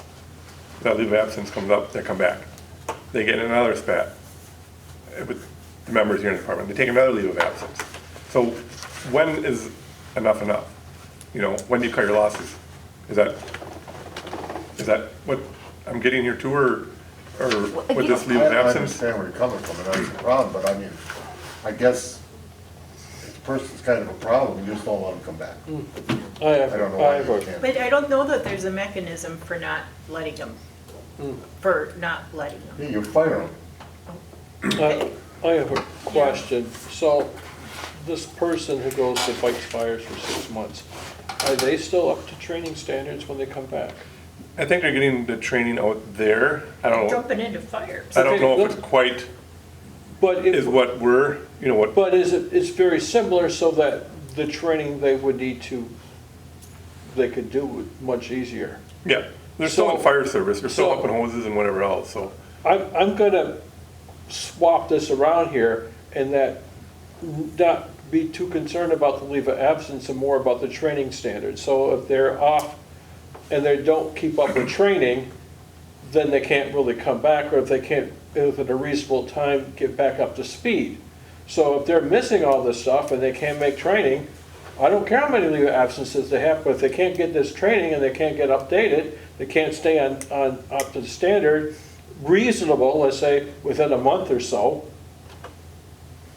we can't use them then. And shouldn't the chief have the discretion to approve that as to whether they're qualified to come back and be This, But active? see, that's the question, there's no mechanism. I mean, they just fill out paperwork to leave, but then there's no, there's nothing to say they There's no gotta come to policy or trainings and procedure on stuff. yeah, No. yeah. There's no policy and procedure, right? On leave of absences. There is. There is, okay. Well, there's the request, and then there's injury or illness, and then there's return of property for if you're taking a leave of absence, you have to return the property to the fire district, and the return to duty is right there. required to complete, oh, it is here. Yep. Is required to complete training or take other such action that may be necessary to update the member to assure competency. So this hasn't been enforced. No. So the I language didn't- is there. Didn't even know that was there, yep. So we don't have to really do anything. No, we don't have to do it. We can take that all out. And I do know, my daughter's in that, and her firefighters, you know, they have to pass different tests and all that Yeah. stuff. And, you know, and they do train. They don't want somebody getting burned up out in the Right. middle of the forest. Right. So, okay, we removed But they that. may not be on house fires, I mean. I Well, don't- but they're still doing fires. But, so, yeah, it's already here, but I guess it's never been utilized. Right. Okay, that's, And, you know, and the fire chief now would have to check when they come back whether, you know, whether they need some more upgrade or not, I guess. yeah. Oh, and do have another question. So, Chief, so if someone was on a leave of absence caring for a family member locally, let's say end of life for mother or father or something like that, but they could like keep coming to training on Tuesdays or whatever, that's not going to be a problem. They just, maybe just can't go to a fire, Then I would not suggest taking a leave of absence. okay? I would come to the chief and say, this is what I got going on, can I work So with that? Tuesday nights might be just fine with them twice a month. Monday nights. Sorry, Monday nights. But anyway, yes, Might be and that's what fine. we're doing with the floaters now, and some of them that can't make trainings. We're gonna do this makeup training now to keep them up to speed. Okay, well, that's very interesting, so just a couple of And nights, that's couple all- of nights a month. And that's all part of that audit too, 2% dues. Every board, every member has to have, We gotta put The that, training. okay, so if you don't then, if you don't keep it up, or you're not reasonably trying to get up, then you're gone. That's what it looks like to me. So it's not maybe a matter of how many leaves of absences, and if you can't keep it up, then, you know, you're on notice that maybe you're not gonna be working here.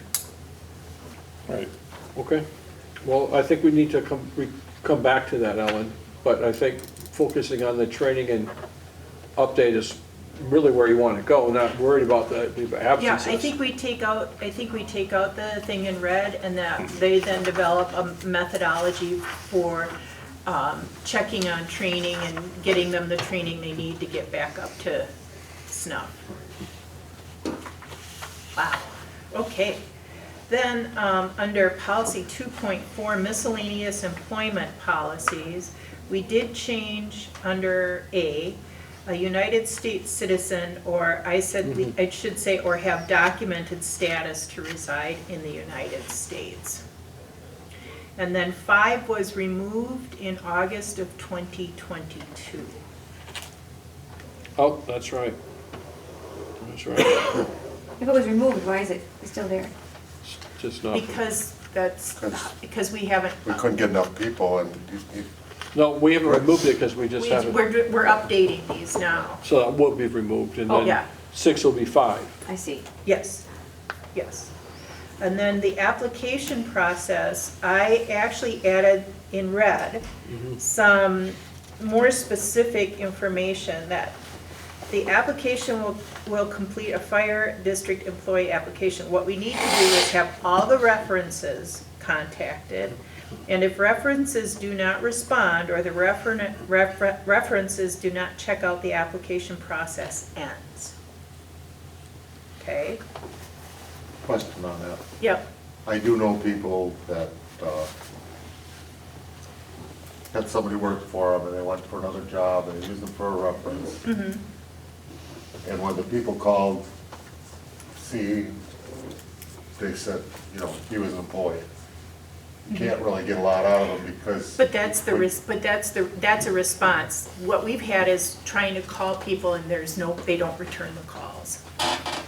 That's a response. Because I know you can get, I mean, actually it was recommended by attorneys Oh, yeah. that you didn't say anything because now Yep. all of a sudden, Yeah, but that's a response. okay. Because I know the last time you had interviewed people, there were 2 people that they had wanted to hire, but the references never called back. So it stops. You don't hire people that you don't have references for. Then I added, Can I ask, so this is being added, I don't necessarily like that it's like reference, you know, maybe someone is busy and let's say they submit, you know, I feel like, should we put a number that it's only, you know, the minimum amount? Because, let's say they get 2 good references and the 3rd never calls back. then you've got references. Yes, we got They're 2. saying if It you- makes it sound So you're like. saying if you get no references. Right, that's gonna- none Yeah, that's what whatsoever. I feel like I would like kind of that added, because it makes it sound like it could be required, all of them. Okay, so you want to say if no references respond? Yeah, for me, I do. Okay. I don't know about others. Or if it was no or 2 or, you know, whatever you need. No, I just say if no if you Okay, have yeah. 3 references and all 3 don't respond, that's a problem. Yeah, that is. That's a red flag. Okay, then I added 4 as under, it's not really 4, it would be a subsection. A preliminary background and records check will be completed. As part of the hiring process, any applicant claiming to have certification will have this confirmed with the state during the background check. The applicant must be certified in Wisconsin. I assume that, do you use some type of a background check software or We- something? We go through the PD for our background checks. Okay. But we've had people who worked here who were not certified in the state of Wisconsin, even as a firefighter 1. We don't have reciprocity with other states, I don't believe. Now, this other one, in 5, the applicant will be interviewed by a hiring committee established by the board. This is, I did not change this language. This is the language. And comprised of various senior officers in the fire district and/or fire board of directors. So when they're interviewing, there's supposed to be somebody on the board with them. But I don't know that that's been happening. I don't ever recall that happening. And again, I would say it's and or. If it was meant to, I'm not sure we can state, I think we have to be careful and state, this should be happening, because I do not read that it should be happening, I read or. It is- could be or it could Exactly. So let's just take out or. I'm recommending a fire board. You don't have to talk, but you can be there. Just be there and listen. Yeah. And what if, can't get, I mean, I won't be able to get them, I guess, yeah, okay. If no one can go from the board, no one can go from the board. Yeah. No, but then they can't be hired, if we change it. If we're taking out or. Somebody should be available. Yeah, we'll just change the date so it works for everybody. All right. Okay. Then the next.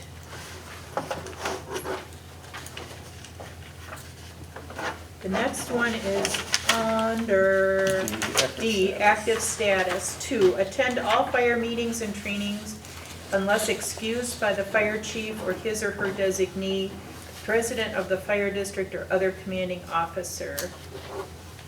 And that goes right back to that leave of absence thing we were Yeah. talking about. Yeah, So if you were really, I can't come at all because of my dying, my father's on hospice and we think he's got 6 weeks right. or 10 weeks and he goes 10 weeks, you know, I understand it could be a problem with training, but it is what it is, and so we'll have to come up with a, Has this been working pretty well, that people will let you know if they can't make training? We send out a text message Monday around noon, Okay, stating that we have training tonight, and if anybody that can't make it, are to respond back to us. and you By have five- good by 5 o'clock, response? yes. Okay, Yep. all We just had right. training Monday night yesterday, and we had like 4 of them that couldn't make it, and we already knew they were pre-excused. Okay, And cool. the reasons why.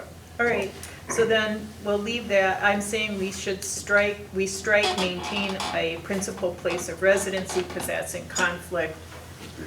Yeah.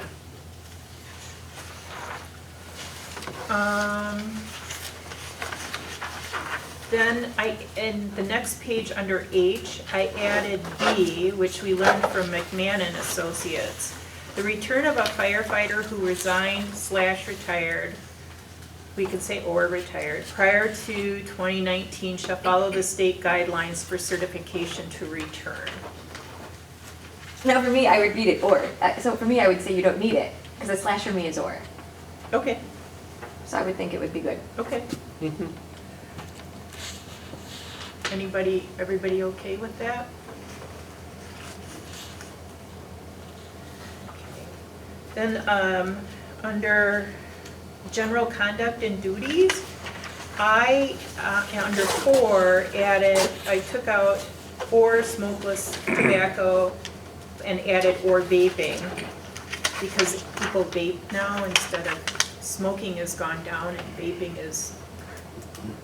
okay. Okay. Number of firefighters, apparently the board sets the number of firefighters we need. So I highlighted that in green under K, saying shall not exceed 42. Are you all still good with that number? Okay. What are we at now, 30 something? Well, it looked like 30 on the report, it looked like 30. Yeah, somewhere on there with the day crew and everybody, yeah. Okay. So then, Event coordination. Fire Prevention Education Committee responsibilities. C, under Section 3, Administrative Policies and Procedures related to premises, and I think I added this because I remember Cody talking at the last chicken barbecue that, or any kind of cash, collection of donations should be confirmed by at least 2 people. Where are we at on that? That's under Section 3. 3-1. Oh, 3-1. Page 3.2, Page 1. yeah, page 20, but there's a bunch of page 20s, isn't there? No, okay. On page 19. No, 20? in this one, there's a bunch of page All right, I got it. Where are we at? Under Oh. C, Fire Prevention Education Committee responsibilities. Before we move on. Oh, okay. Can I just ask, under the sexual harassment, have you made sure that it says discrimination prohibited by the Wisconsin Fair Employment Act? Because I get the sense it's been a while since we looked at this. Can we just make sure that we're using the same language? Which one is that? That's back, I'm back on page 16 yet, that under sexual Okay. harassment. Okay, good catch. Just making sure that our language is up to date with the Well, Wisconsin Fair we Employment can make Act these says. changes and send it to Jim Macy, and then if you all think you need training, Jim Macy's firm provides training on that too. Though I tend to think you're training people how to sexually harass, but do I? Which subsection? Is that under general You're conduct asking and me? duty? Yeah. Oh, no, I just, so meant under sexual harassment, the first paragraph, this is page 16 in the bottom.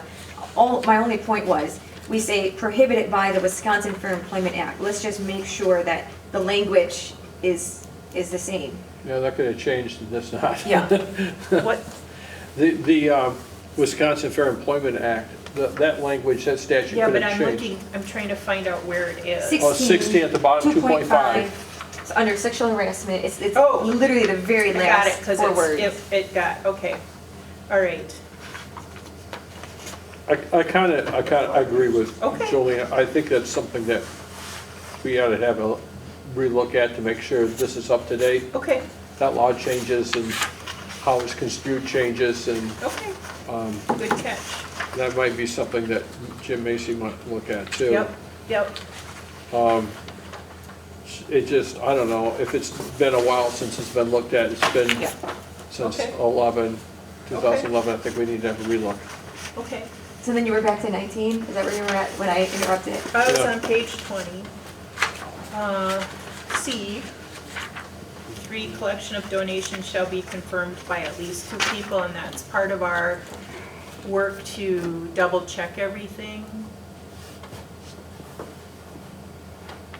And then D, fire district board authority. The fire district board has the authority to deny the use of the fire district apparatus and/or equipment for any event whatsoever if it chooses. I just put the /or in there.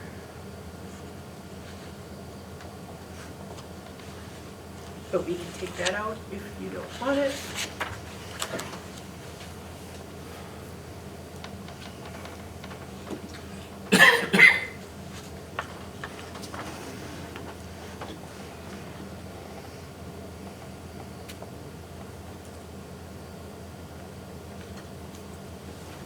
Nobody's got an opinion?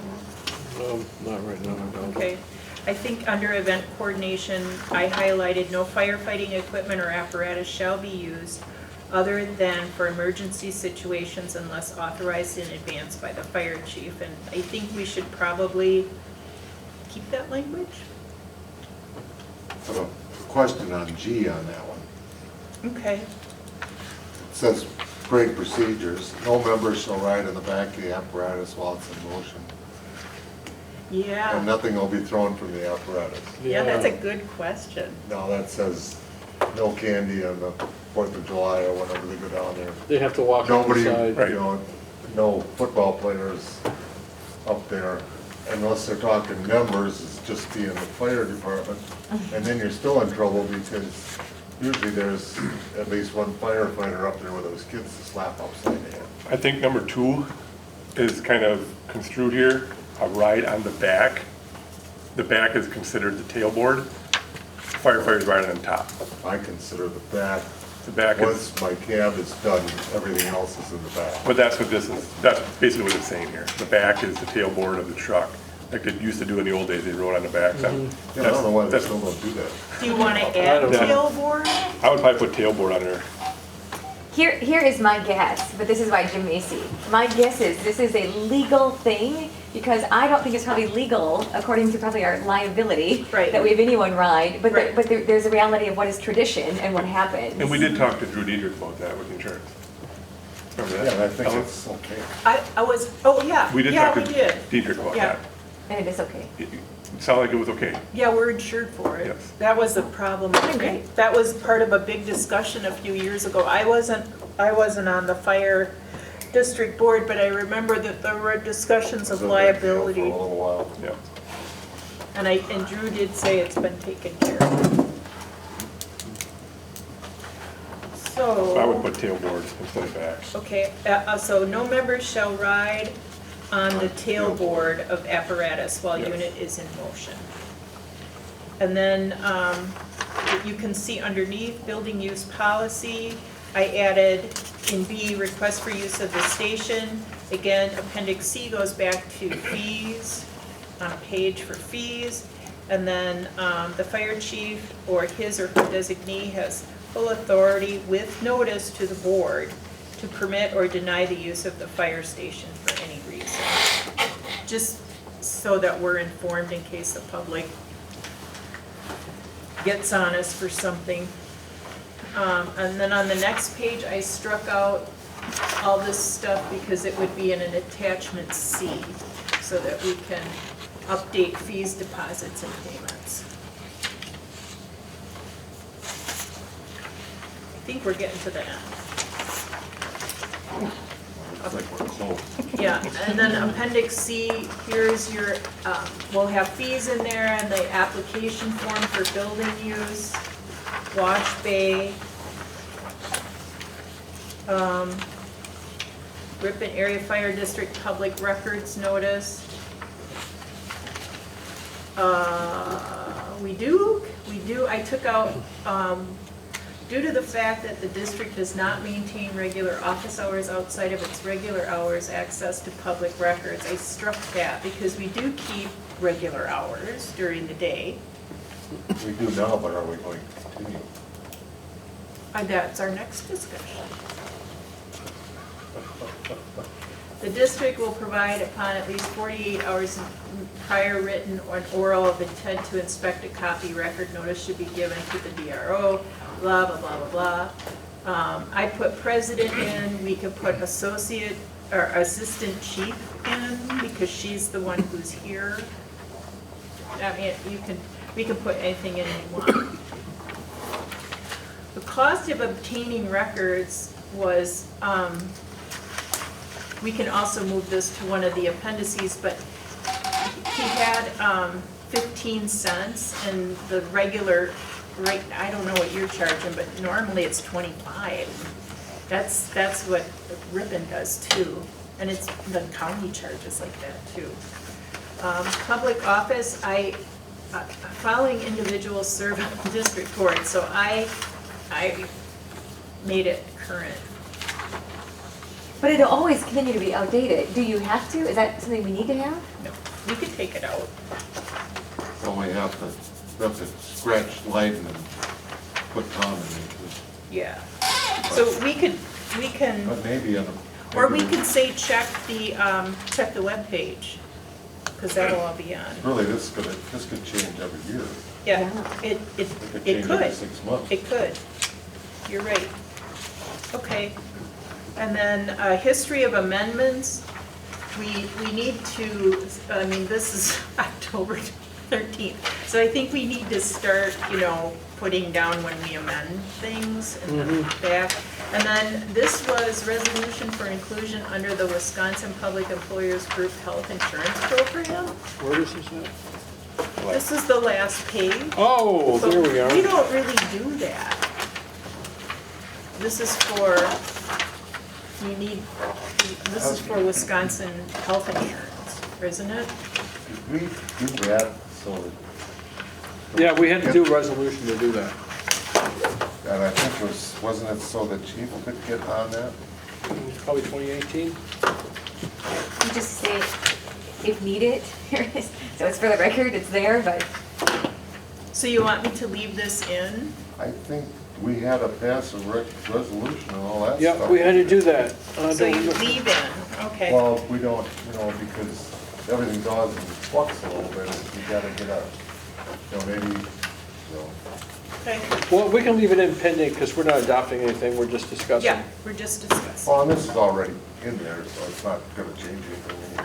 No, Well, that's why you guys have a better understanding of the history than I do, so that's why it has to be a full board discussion, because I do not know everything, I will never know everything.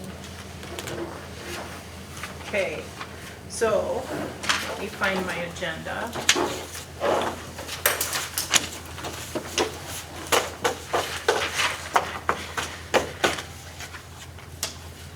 Okay, new business. Oh wait, one more. Motion to designate $18,024.76 of the Brivogel bequeath for the purchase of radios. We talked about this last month. So that would give us a full $24,000 to purchase new radios this year. And that's regardless of what brand we go with, or is that part of the discussion? I can just tell you what the radios cost and how much they've gone up since the first of the year. This quote is a Kenwood. Back when we first quoted it out, it was $4,370 a piece. It has gone up now after the first of the year to $4,677.76. Right now, Motorola, if you were to go with Motorola radios, you're looking at $9,354 roughly per radio. Yeah. Oh, come on. And currently, I think we need to look over our need for radios and how many we actually need. I think we have 47 portables listed. I don't really think we need 47, so we could cut back, but I did go through the radios. We were having some problems with radios. I did go through them last weekend. I got, I think, 15 of them back up and running again, but we're still short a few. And the reason for that is we have 3 different chargers, there's 3 different batteries, and the batteries are specific to the chargers. So they get mixed up and they don't get put in the right chargers. It's part of the reason why they weren't working correctly. Some of the batteries are dead and junk. For me to get the other 10 up and running, you're looking around $1,500 to buy batteries to get us along maybe for a while. I've also reached out to Mitch at the ambulance and Wallner at PD. They are gonna get their new radios, and they all went with Kenwood. They tried both Motorola and Kenwood. They like the Kenwoods better. They were cheaper. We could get their old batteries, which they're currently using. We could get theirs and cannibalize their batteries for our radios until we can afford to buy new ones, or we can use part of this Brivogel money to get at $4,600 a piece now. You know, you do the math, you know how many you're gonna get out of that. So, but we have to replace all the radios by a certain date? Yes. When the 800 megahertz goes over. 2025? And right now, the 800 megahertz is not up and running. It has not been tested. The You current, don't really want to buy a radio until you got something that's proven, do you? the current radios are on that frequency they're on now, and they are working just fine. Motorola and Kenwood are both working on the frequencies now that are current. So the new ones will have to work with 800. So everything that I've heard and talked to with the 2 other departments in Ripon here is everything will be trunked, everything will work, everything is banded correctly. So it'll work when 800 comes into play. Well, and he doesn't have to buy them immediately either. It's No. just that the money it's restricted for that. Just like your money's 32,000 is restricted for. And the radio, Talk to Winnebago County then. we'll be able to talk to Winnebago County as well, yeah, correct, with the new trunking system, and they're on 800 already, I do believe. Winnebago I County think so. is? Yes. What's Green Lake? I have no clue on that. What frequency they're on? I just figured you work with Marcus and sometimes I was wondering if you could talk to them. We do through Green Lake County, yes. On our radios, we can talk to them, so they must be on our band Yeah. or somewhere around there, because we can turn the channel to Green Lake County and talk to them. Yeah, isn't that, I mean, it's too bad now they've gone up. I mean, isn't the crux, Gary, I'm glad you brought that up. Wasn't it the point that we needed to see if it was moving towards it? To know if they would actually work? Because we know you need radios. Yeah. it's just an estimate, so, you know, unless you're gonna commit to that estimate at that time, you know, things go up. First year, he said it went up, so. So we're not moving it, again, it's not to buy the radios, but we know you need them, and I hear you saying that some of the batteries are not working, Yeah. but this is just to move it into to purchase. So The we're looking battery, at yeah. next month? But I don't think you'll get the radios by next month if you ordered them tomorrow. No, but I mean, so then it would be an action item for, no. No, You once could- we move the money, we're basically authorizing them to buy radios, but it may not be tomorrow, it may not be in 3 months. I mean, whenever, And the other, I guess, question is what do we wanna go with? Yeah. That's the other big stickler. well, go ahead. I'd like to move this meeting along. I'd like to make a motion that we designate the Brian Vogel bequest of $18,024.76 into the, what's it, small equipment fund for radios? Yeah, I think that's what we did last. I think so too. Yeah. So I made a motion for that. And I can get you information on both. Is there a Motorola and second? The next meeting. Yes. Okay. Any further discussion? Seeing none, all those in favor, please signify by saying aye. I, Those opposed, same sign. Okay.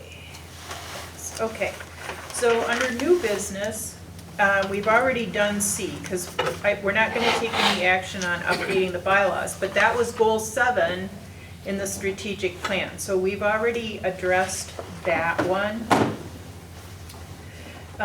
So I don't anticipate we're gonna take action, but we should talk about strategic short-term goal 1, which is staffing. And I'll get there.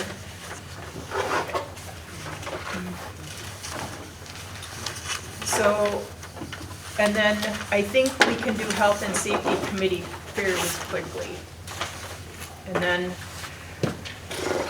And then we'll be done.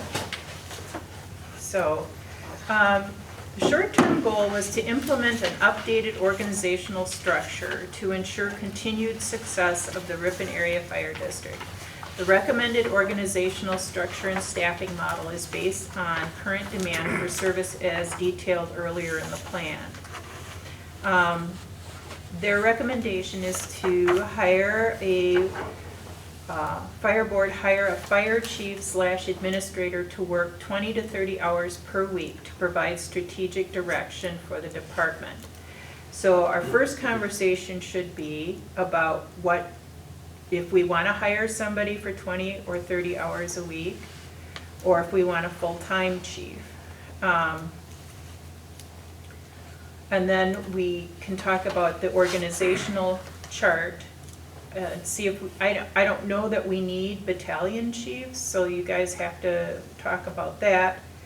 And then the number of battalions, and the schedule of 2 part-time paid on-premise firefighters or a full-time firefighter inspector. I'd like to talk about that tonight, and I'd like to talk about the chief possibly. I do have an email from McMahon and Associates with 3 different suggestions for that, which I'll read to you and then we can discuss. Let's see.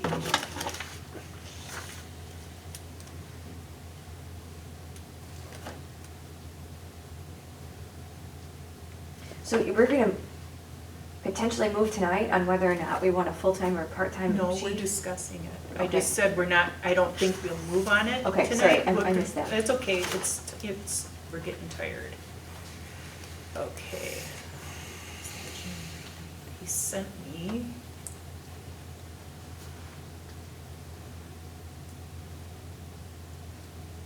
Okay, let me read this to you.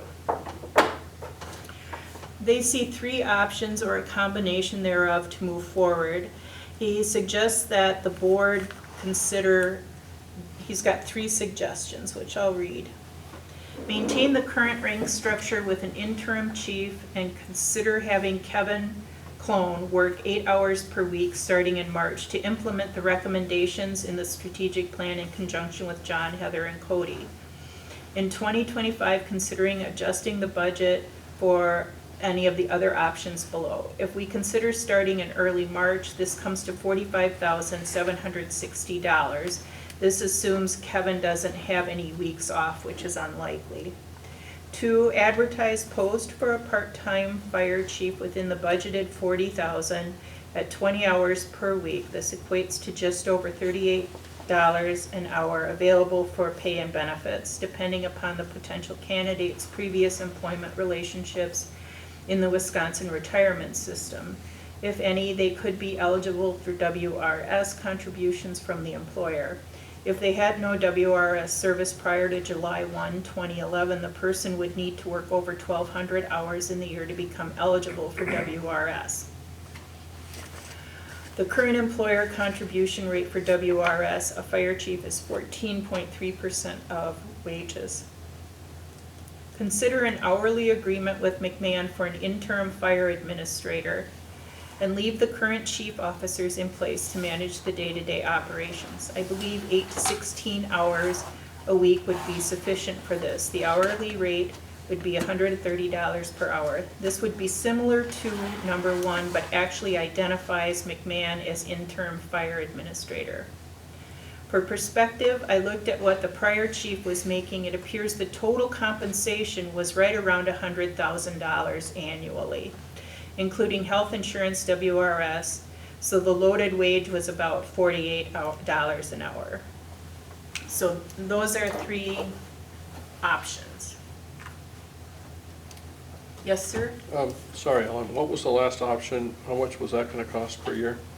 Well, it was $38 a hour. 38 hours an hour?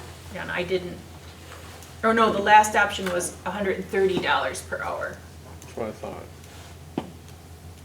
And that was what? But it actually identifies, and it would be Kevin Clone. Right, is that gonna be, so what's that, 15, 16 hours a week? 8 to 16. 8 to 16 a week? And he would be involved with administration and some training? He's doing training now, yeah. So that's what he would be primarily here for? Yeah, and administrative stuff, like the SOPs and the SOGs, and then whatever structure we want, he would be implementing. And then we could go out in 2025 for a search for whatever kind of fire Whatever we chief would be you want. looking for in the future. Yeah, because remember, we still at least have 2 years to straighten out our financials. That's gonna be at least 2 years, yeah. And we're still playing catch-up on things with SOPs and SOGs and training and things of that nature, so. I mean, isn't the hard part of it, sorry, go first. You go ahead. That it depends on the market. I mean, if there's a market where, you know, there's not that many positions, we could get a good chief, we could go out sooner, right, and hire what we want and not have the interim, but what we're saying is we want to set ourselves best up for success. Right. In response to that, I'm concerned that we're still vulnerable. That, you know, and who would want to come, I mean, we're still vulnerable administratively. I think the firefighters are great, but administratively, we're still vulnerable. We don't have all of our systems in place for checks and balances. Tom? I was wondering how much discretion that, if McMahon does it for 8 to 16 hours per week, I mean, do they just run the show, or do they still cater to the needs of the present department? Yeah, they cater, he works with Heather a lot, writing policies, and he's also been coming in and doing officer training. He did some, yep. Yeah. And so it would focus mainly on getting administrative procedures buttoned up for us, which is what we've been trying to do. And he was very helpful to her with the 2% fire due audit. And so he has a skill set that's, because I told McMahon and Associates, I don't want McMahon and Associates, I want Kevin Clone if we can get Kevin Clone and if the board agrees to that. Because we don't need all three of them. No, we don't. We're much improved since, And my concern about going out to market again steps back to our vulnerability. We don't have all of our systems of checks and balances in place. So I would like to know what everybody else's opinion is. What about feedback from the two firefighters here on, does that seem like a good fit for you guys to work with this Kevin Clone from McMahon? I think we've been working with him all along. It's been working actually pretty great. He feeds us with a lot of stuff and, we feed off of him and vice versa. Kevin's a great chief, so I trust his, yeah, I have no, lead. yeah. I have no problem working with him. Yeah. Yep. Gary? I got something, I haven't put it together yet. Okay. well, this is just a discussion Yeah. item tonight. Ellen, tell me where that option fits in for total cost for the year. It'd be 100, that last one is $130. I didn't do I thought it was there.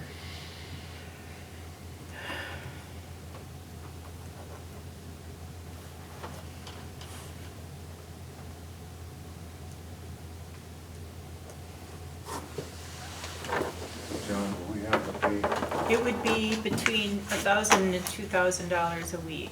We have budgeted for $40,000, but then we also budgeted benefits, so I'd have to roll that up into like WRS and Social Security and, So we could probably limit the hours so that we stayed on our budget item, yeah, potentially. I think so. So would that be under what the retired chief was making then? The total package of about 100,000? Well, we didn't budget 100,000 for it, we didn't budget 100,000. But that's what he was getting. That's what so- he was getting Right. annually, his whole package. We budgeted 40,000 and then benefits, like Social Security and WRS and those So sorts the of total would have things. been, It's probably 65. 50 to 60,000. and so we would be coming right within that. Well, and we wouldn't be hiring, I mean, we wouldn't hire right away too, probably until March. Right. And the benefits wouldn't be required under this. Right, class. because it would be a contract, there's no benefits. Right, so that's gonna be different, but is it gonna come close? Let me try to, Well, the hourly fee, the benefits are included in the hourly fee. yeah, they pay McMahon and they would pay, I let mean, do you me, need any time for, we can, next meeting, come back and run all the numbers, or? Let's do that. Just, let's run the numbers next time. Can we get a copy of that? this? That email that you got with all the numbers on it? Oh, sure. So John, if he wasn't here doing your training, Can I do it later? Yeah, tomorrow? no, I don't would we need have to. to pay somebody else to do it? Say that again.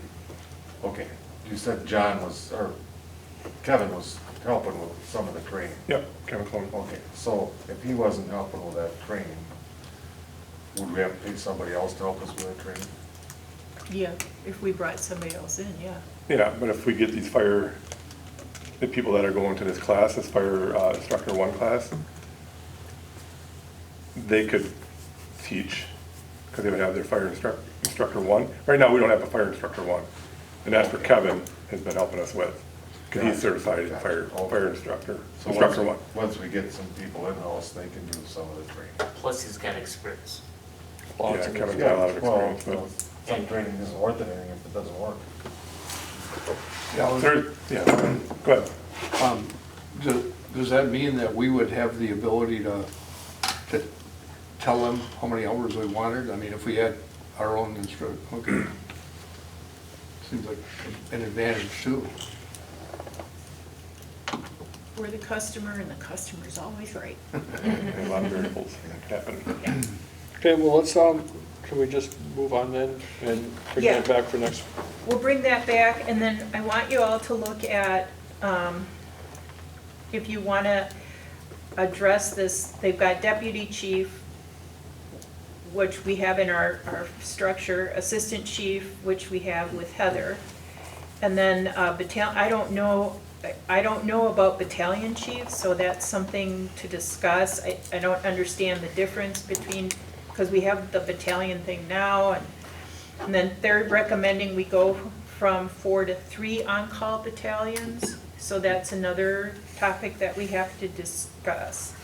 Now, the other thing in here that I would like everybody to think about is schedule 2 part-time paid on-premise firefighters on weekdays from 7 a.m. to 5 p.m., which is kind of, well, we've got 3 budgeted right now, and they're under the supervision of the assistant chief.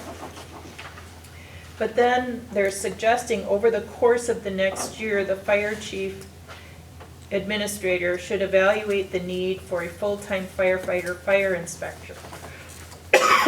Excuse me. And Heather wrote up a little thing right now because she oversees the inspections. She's the chief in charge of inspections. And you remember Tyler came in and gave a really nice presentation to us. Right now he's doing the he's the lead on fire inspection. So she's suggesting that we go with a full-time inspector, and she did a breakdown on costs. The most a part-time person can make is $14 an hour. So if we decide to make a person into a full-time inspector, she would like to propose that person takes a spot on the day shift. So we have 3 people. She's saying this person becomes on the day shift, and then we still have these other 2 people rotating in and out so that we have 3. So as not to create another position that we need to budget for. This person would ride on the engine as a driver or officer 4 days a week for 10.5 months. We would have this person and 2 others to make a 3-person crew, which is what is in the budget right now. If you take $14 an hour times 40 hours a week, it equals $560 a week. It would come to $1,120 a paycheck. This year, the WRS percentage is 6.9. So if you take $1,120.069, you get 77.28 of WRS a week, and $154.56 a month. She's saying 14 times 40 equals $560 a week. 560 times 2 is $1,120 a paycheck. $1,120 times 0.069 equals $77.28 a check. And then the employee pays the same amount for WRS because it's a match. 77.28 times 2 is $154.56 a month.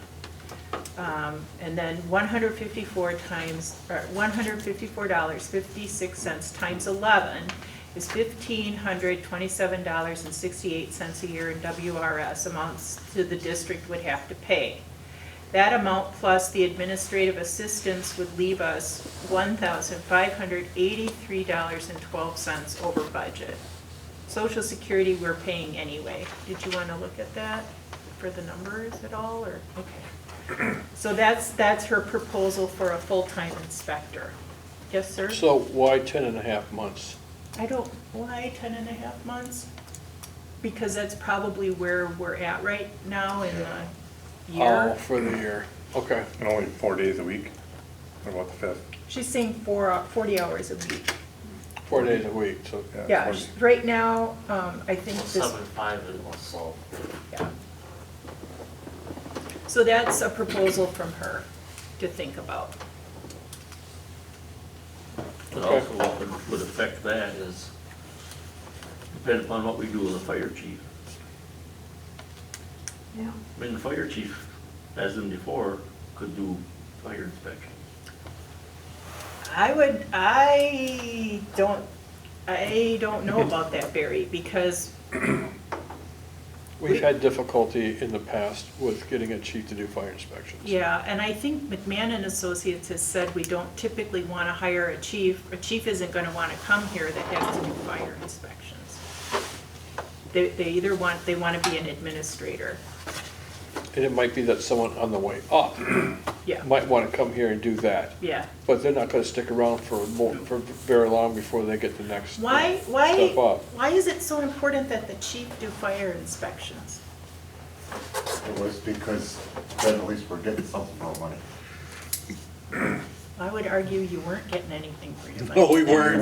We weren't, we knew that, I mean, we weren't getting what we should have. But the thing was, to have a full-time chief, you would have to eliminate something else. And, you know, if you remember right, we were hiring people to do fire inspections. And it was not working well. No, it wasn't. It So- wasn't. So, okay, so now we got the fire chief to do the inspections, which we could take the money that we're paying this other guy to do. It helped make it more palatable to So are have you a full-time saying fire chief. That's you what it- still want a full-time fire chief? Don't know. Well, we don't know. Yeah, that's, I mean, yeah, I don't know. But I'm not sure that I'm concerned about attracting a level of talent that we need as a fire chief. And I'm not an expert, but I know that I've heard McMahon and Associates say fire chiefs want to be fire chiefs in an administrative capacity as well as on fire scenes. They're not really looking to do inspections. And I've heard him say the same thing too, but I wanna know, if they aren't doing some of that stuff, what are they doing? Well, That's what I wanna know. well, Yeah, what are their roles and responsibilities if they're not doing, Right. Yeah. I mean, so we don't wanna do this, we don't wanna clean the bathroom, we don't wanna do fire Well, inspections, I mean- we don't wanna polish the truck. What do you wanna do? well, fire, yeah, go ahead. Obviously, I'm not a fire chief, but I'm not. I think just from what we've been brought forward with this operating procedures, the training, the documentation, planning the training, all this, I think that's 20 hours a week straight up right there. Well, it is, and Heather's been putting in overtime. I mean, we have put a mountain of work on her. So a chief should be taking over training, he should be taking over a lot of the paperwork that she's doing. So- Because she has no backup. Yeah, to So- manage these other guys that are here all day. So Yeah. what, you know, yeah, maybe someday we'll get a chief who wants to do all the administrative stuff and does it really well. And like, oh yeah, I like going out and doing a few, I'm certified to inspect, I like going out to the bigger places like the Alliance Laundry or the college. I like doing the bigger things. That's really kind of something that some inspectors find unmanageable because they don't know how to, and I like doing that. That would be a bonus. I wouldn't expect them to really do that. So I think there really is a lot of work in the office to prioritize, to take care of, to log in, and to do the training, everything. I think we're not quite big enough for a full-time chief maybe, but maybe in 10 years we will be, I don't know.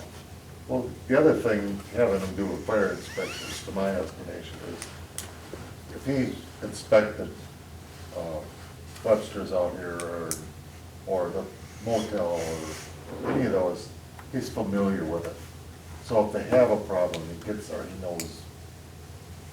knows what he's doing, he knows what doors, where the doors are, where all this, I mean, I don't know, maybe, I would think that would be important, but, and I'm not saying he has to do them, but what I'm saying is, I see some real advantages of having to do some of those. That's. And I'm with you, Gary. I think it's unfortunate that I think the reality of the paperwork and administrative that needs to happen, I guess we're just not in that world, but in an ideal world, you know, you have that chief that people in the community know by going out and doing the inspections, they're interacting, that's probably one of the most public facing ways you're interacting with business owners. That makes sense. Unfortunately, I'm not sure if that's the model anymore, huh? I don't think it is, and I don't think that you all realize how much time I spend here to help relieve Heather. Well, I'm glad I'm not Well, and I'm happy to help, but I don't want to burn out a good employee. Right. I worry about I- her, And I get that. Yeah. I don't know what the answer is. but that's what we have to discuss. That's up for discussion, Yes, that's why we're, Tom? If we, I just need to understand, if we did have a full-time chief, that's one of the first options? Well, we're not budgeted for a full-time No. chief this year, So but that doesn't How mean, soon could that happen at the earliest? well, if we did go up to market, we could set up a search and have somebody in before the end of the year. And we are budgeted for, we budgeted for basically half a year. And you would never get a chief before May or June. Because you have to, you gotta vet them. If you get 5 or 6 or 8 or 10 people, and you still gotta go through all those and. I'm gonna caution you, we are vulnerable. We are ripe for mischief. we don't We're have, trying to clean up mischief. we don't have that structure in place yet. We're building it, and it's gonna take some time. So basically, the option that we really have to look at is something like the McMahon. That's one option. If you decide you want to go out to market, we go out to market. If, I mean, It's foolish to go to market until you're ready, to tell you the truth. yeah, and I think, there's some discussion to be had about full-time or part-time and what the chief's job description should be. Because, you guys are talking about doing inspections, and I'm not sure that should be part of a job description. We do have a job description for the chief, and maybe we should bring that in March. But I'm not sure, the inspections were a train wreck. I kept getting called in by the city about why they didn't want to put them on the tax bills anymore. Yep, I remember that discussion. We had it before. So going back to what's right now in front of us, this full-time inspector, is the issue, and to Barry's point, that bringing it up, like, we don't know the plan moving forward. Are we able to approve something like this short-term, or once you approve this, you're kind of set? Like, it's like we're almost making a decision on the chief by approving the inspector. Is that the issue here? Because we had the issue of what we're doing with the chief, but we had moved on to the inspection. Well, we don't have to approve an inspector. It's another option for us. But We don't so- have to do it tonight. But the No, point it's is, not if on we were for to action on approve the these, site. this, you're kind of making a decision. on it. Right. Yeah. So that's a lot to think about. Or could you do something, I'd like to actually ask our lawyer, could you approve this short-term, a full-time inspector? Oh, yeah, Well, we'd have to talk to him about, because we have a letter from them stating we right. shouldn't make anybody else full-time. So we'd have to talk with him to see if that's still their recommendation. And we also get into, if one guy's on, then sometimes you have to put more people on. I mean, isn't there so many? I thought there were some rules where so-and-so is on, and, Sally's on, Joe's gotta be on too. But I don't know that. I don't On the know. retirement system, Oh, in the retirement system? right? No, it depends on the number of hours that you work. Mhm. It's based on hourly, in a rolling 12-month schedule, it's based on hours. So it's 1,200, and that would be like a half-time position, because a regular work year is 2,080 hours. So 1,200's a little bit more than half-time. So she wouldn't have written this up, I don't think, if it wasn't something that she saw as something good, or the department saw Yes. as something good. She sees it as something good.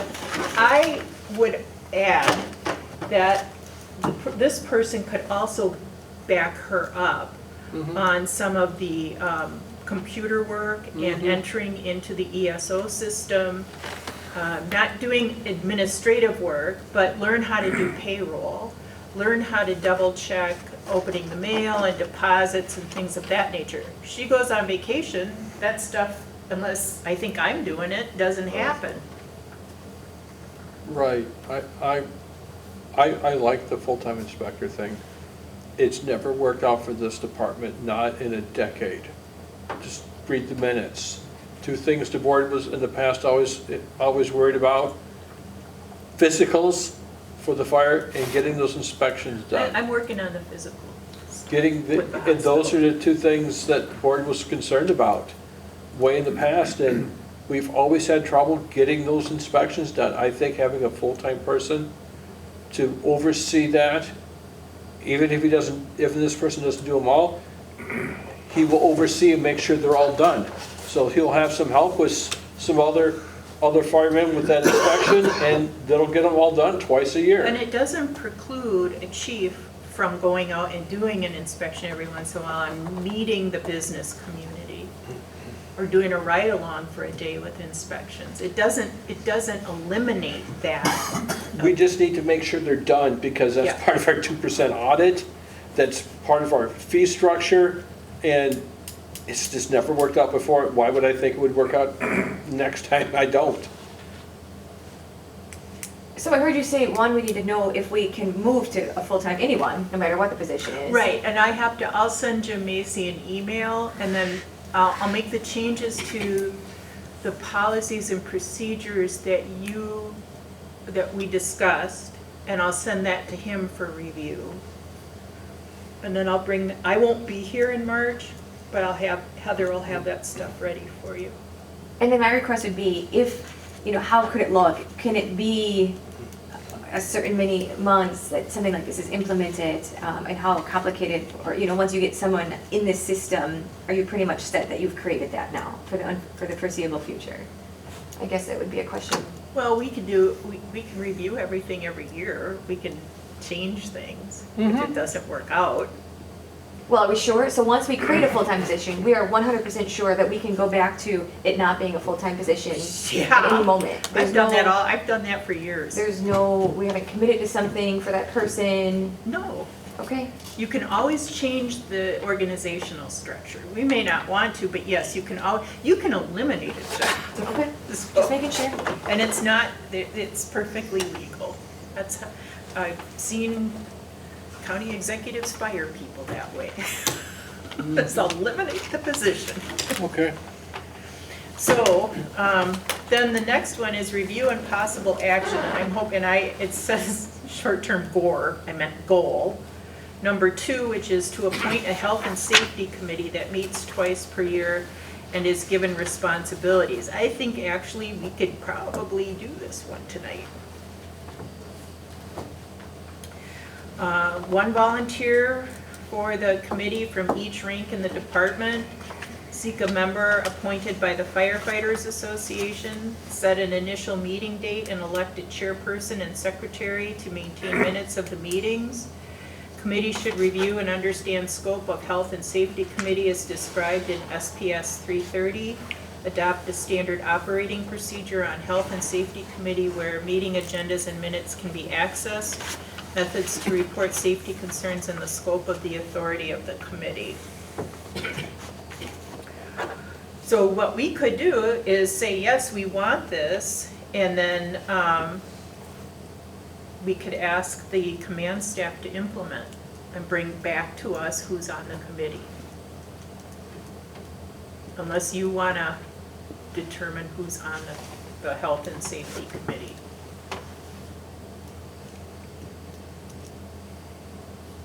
And this is per Wisconsin administrative code. This is a Wisconsin administrative code, and I believe there's reference to this in the policies and procedures. So how many ranks do we have?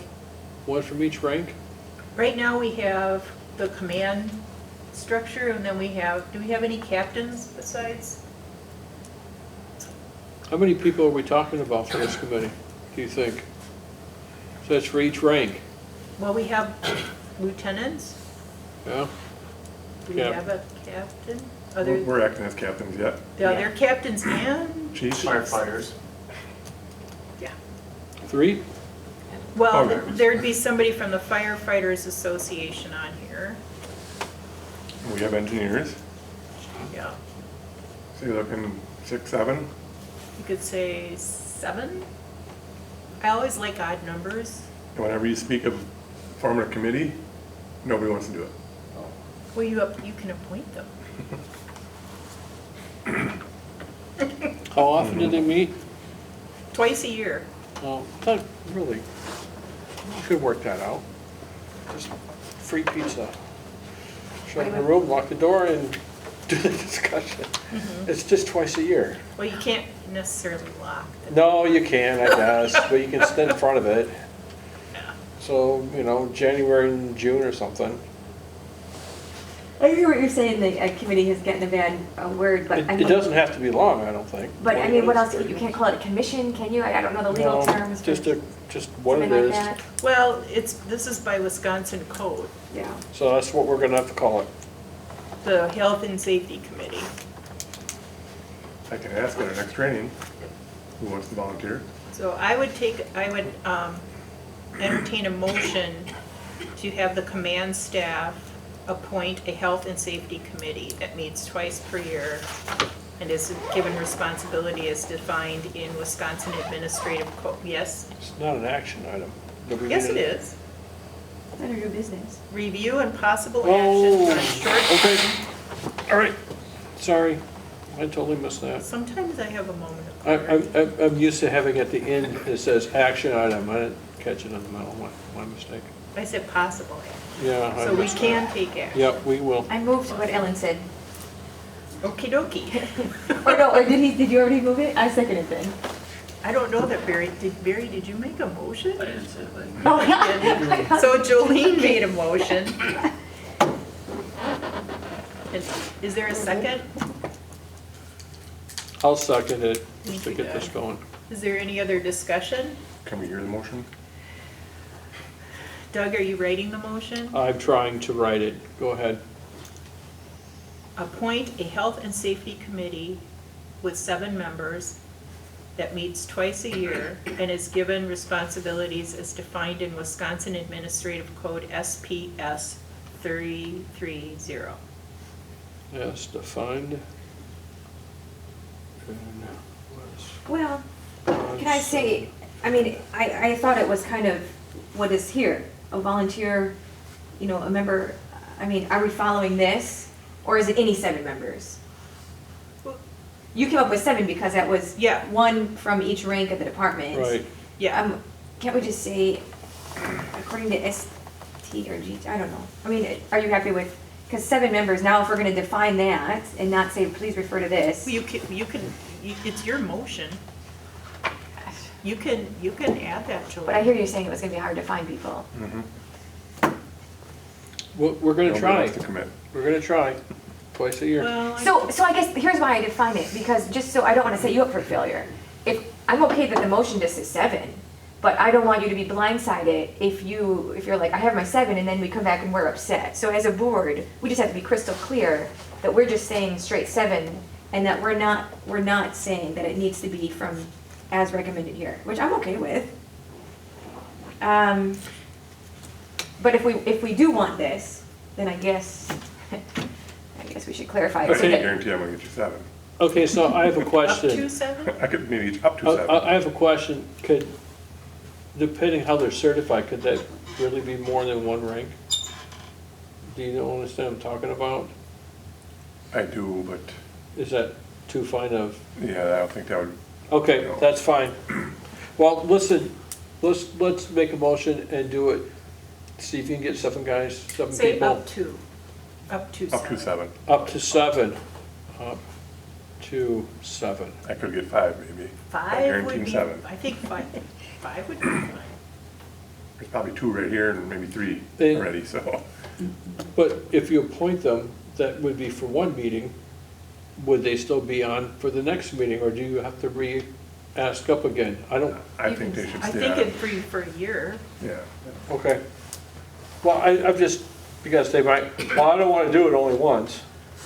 But that would be for you to decide, right? Yeah. We're not, Okay. okay. So I agree to the friendly amendment of up to 7. Okay. Ultimately, we're just trying to get this off the ground. We're just trying to get this off the ground. Okay, and who made the motion? Jolene made the I motion. seconded. Is there any further discussion? Seeing none, all those in favor, please signify by saying aye. Aye. Aye. Those opposed, same sign. Okay, future agenda items, we're gonna bring back short-term goal 1. And we'll bring back, short-term goal, which is the bylaws and policies. And then we'll add short-term goal 3, create recruitment retention committee. Short-term goal 4, implement, the use of ESO records management system. Is there anything else you want on for next month? Since you're not gonna be here, is there anything that should be talked about that you want to have a say on? I'll be on this meeting. Oh, I didn't I hear you just say won't that. run the meeting. I mean, I'm sorry. Jonathan will have to run the meeting. I'll be on, or Google Teams or whatever it is we use. And I'll do the agenda too. So is there anything else anybody wants to talk about next time? We have enough. We have our plate full, for sure, for sure. Okay, is there a motion to adjourn? I'll make a motion to adjourn. Thank you. I'll second it. Okay, all those in favor, please signify by saying aye. Aye. Aye. Thank you all. I'm sorry it was such a long meeting.